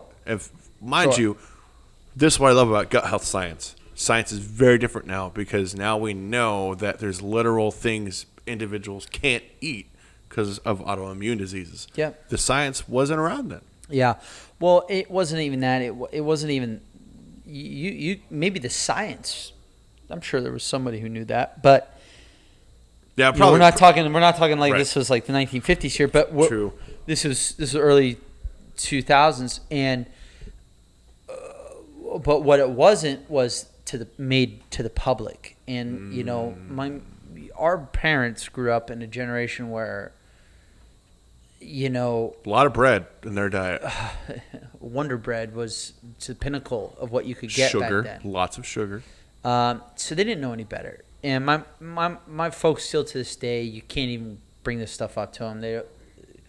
So you think we're a bad parent? I'm like, no, it's not about that. It's like, forget it. Okay, fine. I'll just try to do it better. You have a bit of a chip on your shoulder, huh? Well, you should. No. You absolutely should. When my parents doped me up with behavioral meds, I didn't need behavioral meds. I took Ritalin, Adderall, Concerta, Strattera, and one more that I forget the name of because it's so fucking long. Yeah, I hold my dad. I hold him accountable for that because now that we know all those things are meth, essentially they're amphetamines. Now that we know that, why would you give that to a kid? But you're looking at it the past tense though. In hindsight. Oh yeah, I have a huge chip on my shoulder. Do you think if they knew that at the time they would have? No. So my mom, may she rest in peace, she was a junkie for a long time, and if she would have known what she was giving me was essentially the same thing that she was putting in herself, right? She may have tried to. I mean, don't get me wrong, maybe, but exhaust all your options first. Yeah. Because maybe this kid is just that, a kid, and is full of energy. Sure. And that's why I feel very strongly about putting things into children's bodies that is going to completely change who they are and the rest of their life. I'm no anti-vaxxer. I'm pro-information, and if we don't have all the information, why are you doing that thing? Yeah. Acne science is fascinating. Just be glad we live in the era that we live in, where there's the amount of information and access to information. Absolutely. I think our parents were just kind of doing the best they could. Absolutely. Time. Absolutely. It was the 90s, dude. The 90s were not the greatest time. Our parents were raised by people that grew up in the Depression. It's always worth keeping in perspective. The fact that they were raised by people that literally had to ration food. Not necessarily, but in that generation, it definitely did. How about this? That not maybe they didn't have to ration food, but they definitely had to ration their fucking money. Oh, of course. There was no excessive spending. And maybe they weren't rationing their food, but there were people in that generation that were. Absolutely. Now, we weren't given rations because it wasn't like that. But anyways. Do you have strong feelings on this subject? I appreciate that. I just think that perspective gets lost, and that we like to judge a lot of folks in history for Right. Nuance, right? Nuance. for certain things where it's like, you know what, you don't even know what was going on. I mean, these people, it wasn't that long ago Americans were figuring out how to survive. I mean, we're literally, I'm not joking, like not that long What, ago 2 people ago, 3 people ago? that it was like, hey, we got to do whatever it takes to live, and to, you know, we're still trying to create a society here. It wasn't fully formulated. You know, it man, took a long time. After having watched Hamilton multiple times, and I love musicals, but I also love intellectual properties that make you really look at your life differently. In Hamilton, what I appreciate of what Lin-Manuel and his team did is that I'm looking at the Revolutionary War and thinking, all right, how many of my ancestors ago is that? It's not that many. So the fact that the Revolutionary War is over, people say that, I'm like, I don't know. We're a young nation, and I'm pretty sure that the revolutionary isms need to be passed on to the next generations for not just governmental transparency, but transparency for anyone in any type of cityhood position. City planners need to be transparent, and if they're not, well, that's complicated, because next thing you know, they could be embezzling tons of money. I don't know if you saw the new Hugh Jackman movie, Bad Education, but superintendents of school districts have access to unprecedented amounts of money. Oh, you bring up a really fascinating point that I, honest to God, Woo, let's go. no, Let's- one of the things that I'm no financial professional, so it's going to be fun. I don't know about that specifically. What gets me excited about what you just said is the importance of understanding your local politics. I Absolutely. think so often we dwell on who the frickin' president is when that person does not really impact your immediate life. You know, maybe through broad policies, whether it's war or something, he can or she can. But what we overlook and where our actual money is being funneled to are to these local people. Yep. Who, you know, if the local newspapers are going away and being absorbed into these bigger, broader markets, Acquisitions. then where are these local journalists who are holding these local politicians accountable for where they're spending our immediate dollars? Like, my money goes to that. Like, yeah, Wow. I get some siphons off to the government. Okay, disappears into the big pot. But my local money that goes to those people that are being spent, where is that? Where is that? Sorry. No, that's It's fine. quiet in the background. But where, you know, who's in charge of that? Who's holding them accountable? Uh-huh. Are they elected officials? No. You know, where? Not generally, Who's no. over? It bothers me that we spent all of our time worrying about who the fucking president is, whether it's left or right. You know, when it was Obama, why are we, you know, still we give too much credit and power to the presidency when our system is not designed for that. Our system is designed for your local demographic, your local region, constituency. Sorry, and that's what it's meant to be for, you know. And really, Wow. that's something I think is just so overlooked. It's like, why are we all? Have you considered running for a local office? What? No. Fuck no. Jesus, excuse me. Well, God damn it. Anybody can be elected. No. But I will say this. More people like us should run. Absolutely. It should be a party of the people. It should be average people, not people groomed for politics, not people who have spent, it should just be real people.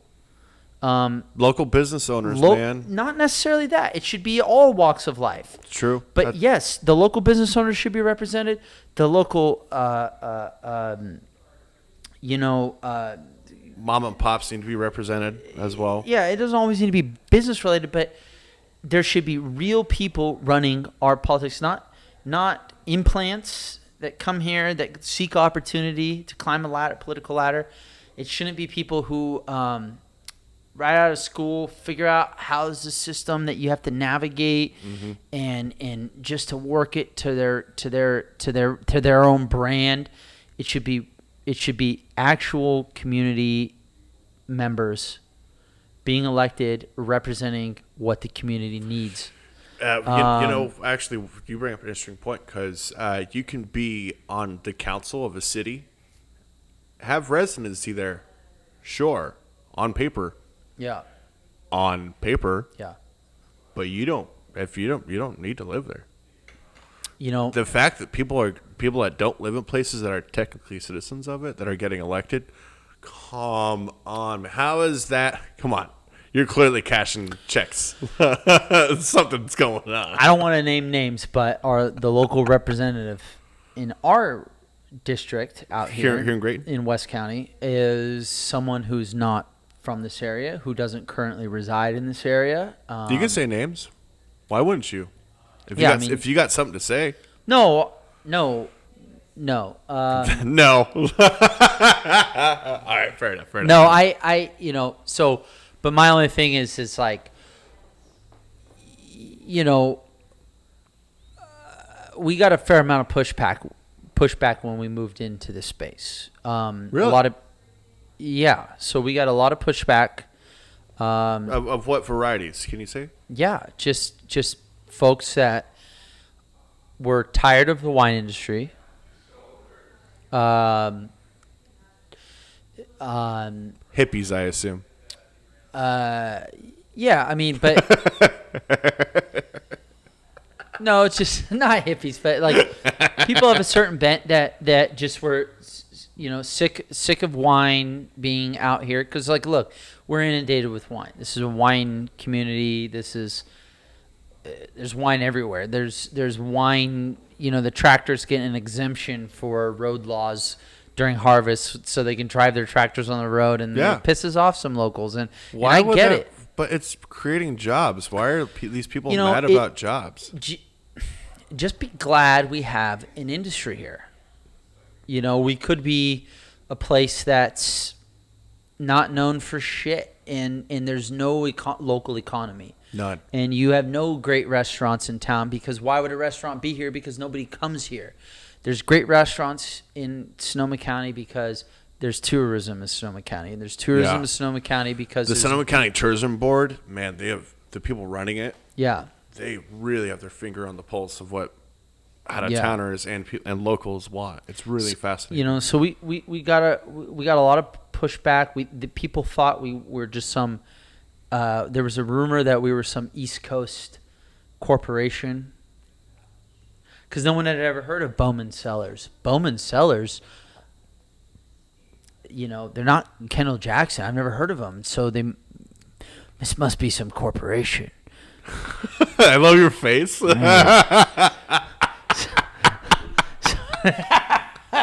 Some evil conspiracy going on. No, I grew up fucking 3.5 miles up the road. I'm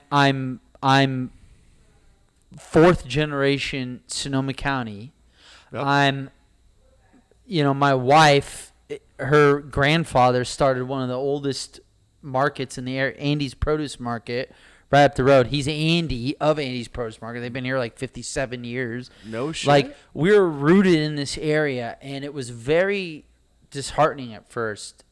It made me really jaded to have that. Did it make you just want to leave Sonoma County? It just made me a little bit. No, but there's a lot of reasons. I've felt that way every time I get mistreated, and I'm born and raised here, and they treat me like some out of towner. And I immediately go to, I'm fucking done with this place. No, I'll tell you what. But here's the thing: then you go somewhere and you are an out of towner. Yeah. Okay, so then you got that feeling all over again. What we've done is That's so true. well, like, I hate feeling like an out of towner. I'm gonna move out of town. Yeah. Fuck you. Where's the logic in that, right? So what I decided to do was, you know what? Like my wife always says, Katie always says it, because I have a temper. She says, Alex, You do. I noticed you have a bit of a temper. I do. When you're passionate about something, Right. you switch. Well- You don't sound angry. You just sound like Passionate. you get heated, if you will. My wife said, kill him with kindness. Kill him with kindness. And so what I continue to say and believe is that. Cheers. Oh, sorry. Yeah. Bottoms. Huh? So our glasses don't touch. COVID. Wine kills COVID. That's not a And not a scientific. Fauci said so, right? This is a comedy-centric podcast, so you can make jokes. Okay, good. But my wife says, kill him with kindness, and I've always said, you deliver a consistent product with a consistent experience, and they'll come around. And we've been here. We're in our third year right now, and something happened with the COVID, where all of a sudden the local thing shifted. Yes. Yes. It went from this to this. And I don't know why, but we're good. I think they've kind of, time has shown that we're not this party scene. They were like, oh, wine, it's going to be a bunch of booze hounds, all this stuff. Sure, a few here and there. Yeah. We close at 6:00 at night. Yeah. Like, if you guys want, I'll lease this building out to a restaurant who's open till midnight with a full liquor license, who's got, drunkards coming out at 2 a.m., and driving in town. We're not that. We're mellow and we're good people, and we keep our property clean, and we're representatives of the town. You contribute to the community? We contribute to the community. I'm on the board of the water agency in town. No shit. Just doing my part to say, hey, look, I'm not a fly by night. I'm not an implant. I'm a local guy, just trying to run a small fucking business that I don't make any money at. So, like, really? You know what I mean? You seem like you're doing pretty well here. I'm not asking for figures, but you seem like you guys are. I mean, sure, you're working, and it's not all the money in the world because it's the business is in its infancy, if you will. But you seem like you're, at least breaking even. There's an old saying in wine. What's that? If you want to make a small fortune in wine, start with a large one. That's good. That's good. Who said that? Confucius. Oh, wow. Oh, my God. No, I don't know. Oh, my God. I have to edit that part. I don't know. I just threw out a famous figure. Julius Caesar. Is that more politically correct? There you go. Well, Confucius says a lot of things.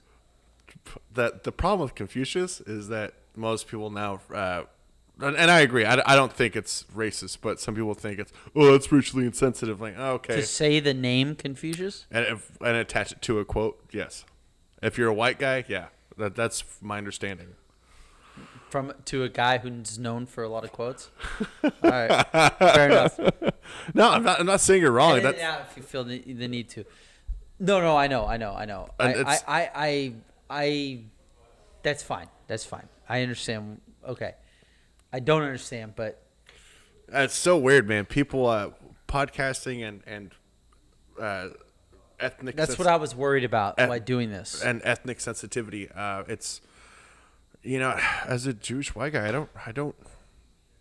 Everyone makes fun of my culture, so I get lost in the weeds with what isn't and isn't inappropriate.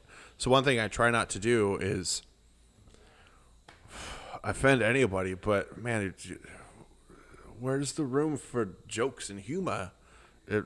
if you can't, be willing to possibly offend, then that's, and you're in wine. You're in a business where there's a lot of sales attached to it, and people are really sensitive these days. So I appreciate that you're just trying to exist out here, not tell someone how to think about your wine. You're trying not to do one thing, and what I appreciate about Bowman Cellars most is that you guys are just wanting to be, and you don't have time for sensitivities because you're just trying to present good wine. And it would be really inappropriate for us to embark on that. It's almost like going out of your way to try and do something, right? That's not what we're here for. No. No. You're not here to tell someone how to think about their tasting. Yeah. And, a lot of people say, politics doesn't deserve to be in, certain blockbuster films you go to. You don't want to have politics thrown in your face because you want that suspension of disbelief. You want to just kind of forget about the world for a little while. And what we try to do when you come out to Bowman Cellars is you fucking just relax. Forget that nonsense is going on for a while, because guess what? It's there for you when you leave here. As soon as you get home, it's there. It's there for you. But when you come here, if you're into wine or if you're not into wine, you get a chill atmosphere. Mm-hmm. You get good people. You get good people to hang with. You get tasting wine, great food in this town that we live in, and you have a great afternoon. And you forget about your stresses in life. You forget about your boss that wants to have the report on Monday morning, whatever. And I think increasingly people are needing a place to forget about the horrors of the world right now. Especially to echo your sentiments and to add to them, yes, and if you will, there's a lot of things that are making a lot of noise these days, and when I go to wine especially, I don't taste wine to forget about the noise necessarily. It's there to contribute to my mental health about managing the intellectual landscape and the volume this noise is creating. And what I really love about Bowman Cellars, I know I'm selling something right now, but what I really love about you guys is that you offer the experience that you want to have. If you want to get into it, you have people for that. If you want to ignore it, you have people for that. More importantly, if you just want to have wine hosted to you and maybe some elements explained, while also being able to be a little less of a wine technician and more just a wine host. That's what this place is great for. And you guys have really, really found your stride. And I'm really glad that you're making it happen, because look at you, man. This place is fucking dope. You're a slave to it, but you love it. We're all a slave to something. Fuck yeah, I am. Oh my god. Unless you're one of those unique people that doesn't have to. We're all a slave to something. So I opted to choose what I was a slave to. Sure. And your unique journey has gotten you here, man. And yeah, I was always very passionate about wine making, and ultimately the wine culture around it. I really enjoyed it. I was drawn to it. So, but I was an electrician for 9 years. I had bags on. I was a journeyman. I was running crews. Tools around your waist constantly. Every day, waking up 5 o'clock, being on the job. Starting by 7. You got guys that think about what are they doing, blah blah blah. Materialists, inspectors, the superintendents, all that shit. Which is fine. I enjoyed an element of that, but it didn't excite me. You know, I only did it because my dad was the boss, and I just kind of was groomed for it, and I was making good money. Life was going good for me. I had a fiance / turned into my wife. We ended up getting married. I had a house payments and stuff like that. So life was hitting and all this shit. And then it was like the old man being cool enough to say, you know, if there's something you want to do, I'm fully supportive of you pursuing something that you're passionate about. And I was really, my wine was a hobby at the time, and I made that classic mistake of making wine your profession. And so I said, you know what? I was 27 at the time, and I thought, well, fuck, if I don't try this now, it'll Boom. never be a good time. Dude, say that to the camera. If you're at a point where you think it's not a good time, it's never a good time to do anything. But if you're at that, it isn't.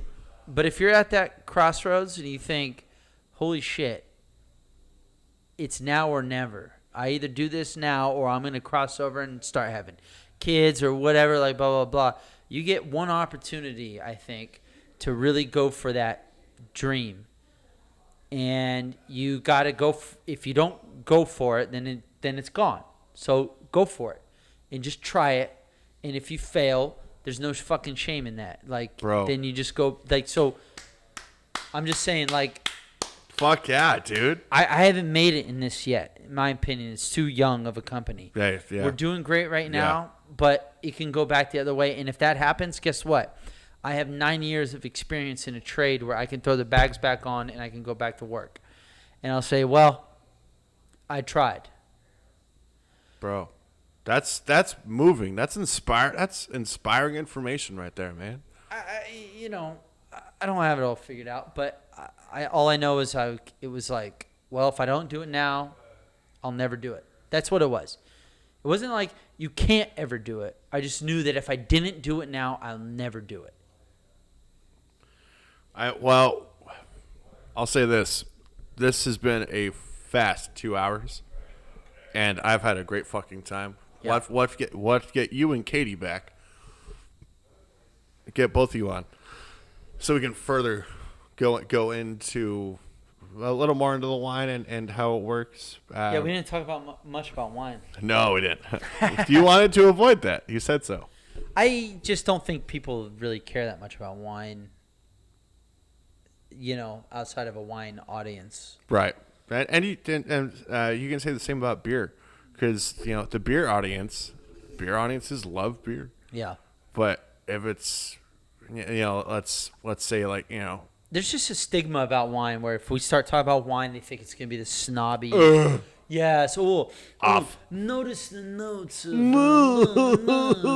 my nose immediately becomes nasally. So I hate that, and I don't want that to be what I'm about. So I try to keep it cool, whatever. Anyways, so I was very honest to God. Now that we've done this, I'd be more willing to go deeper. Yep. Especially having Jordan next to me, man, she's so fucking smart. You two can talk wine and yeah. Oh my gosh, See, I'd be so too good. intimidated by that because I'm still. I consider myself new to this. I've been doing this since. Professionally since 2013. Really? Amateurly since I was 12.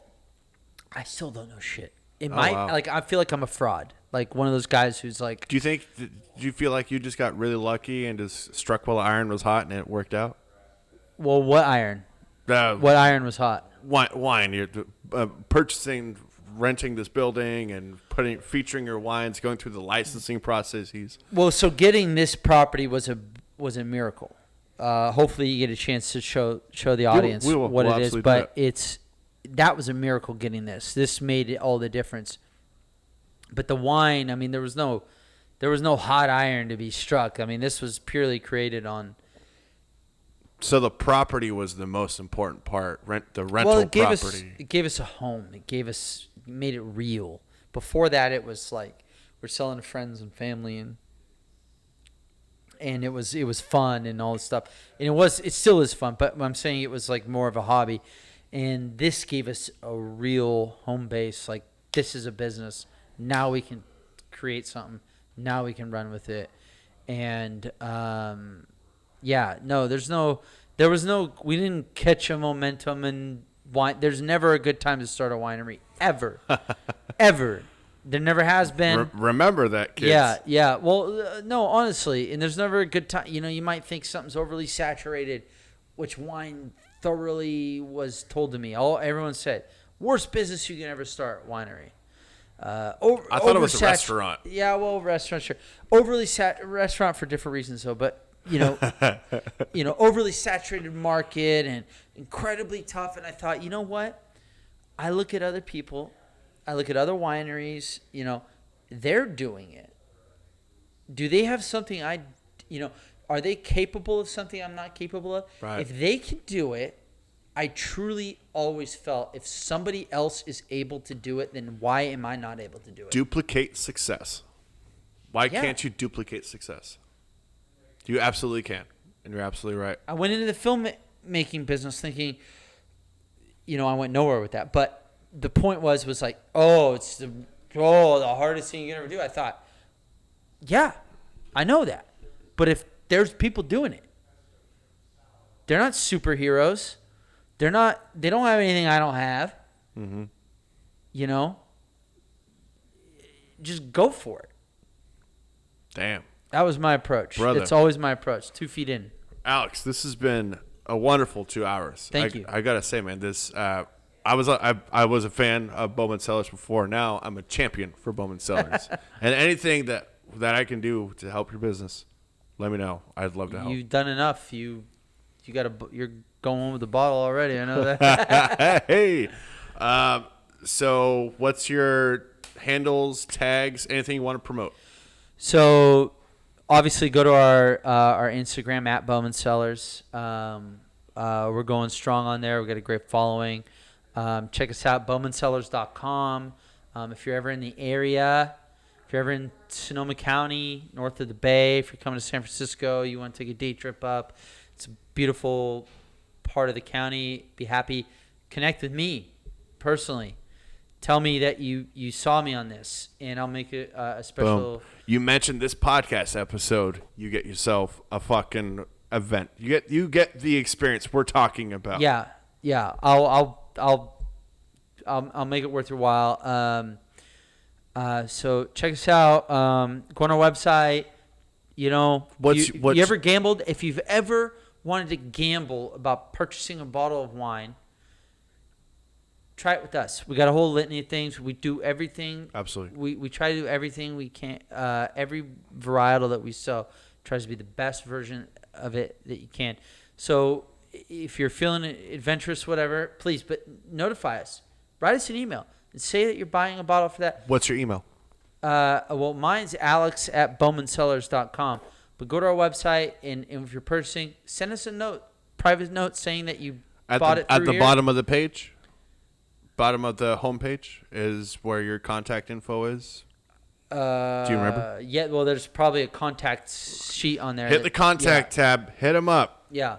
Yeah, and just say that you heard about it. And like we're literally, it's me and my wife that run everything with Amanda. I see you. Hi, Amanda. And so like it's a very personal touch. Like if you say that you saw us on here, like we'll send you a personal message back or like a discount on the wine. Sure. In fact, you know what?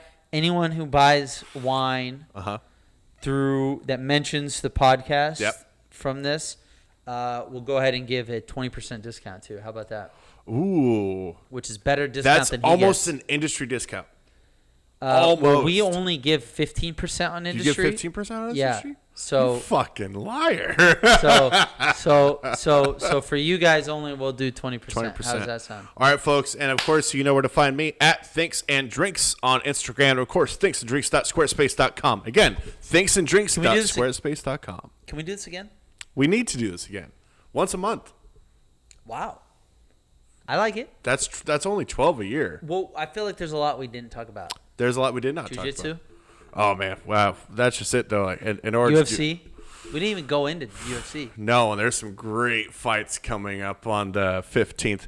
DC versus Stipe. I got a lot to say about that too. Oh my God! I got a And lot to say it's about Jordan and that. I's anniversary weekend, our wedding anniversary weekend. So maybe we'll come in and see you guys. Bro, the 16th. 15th.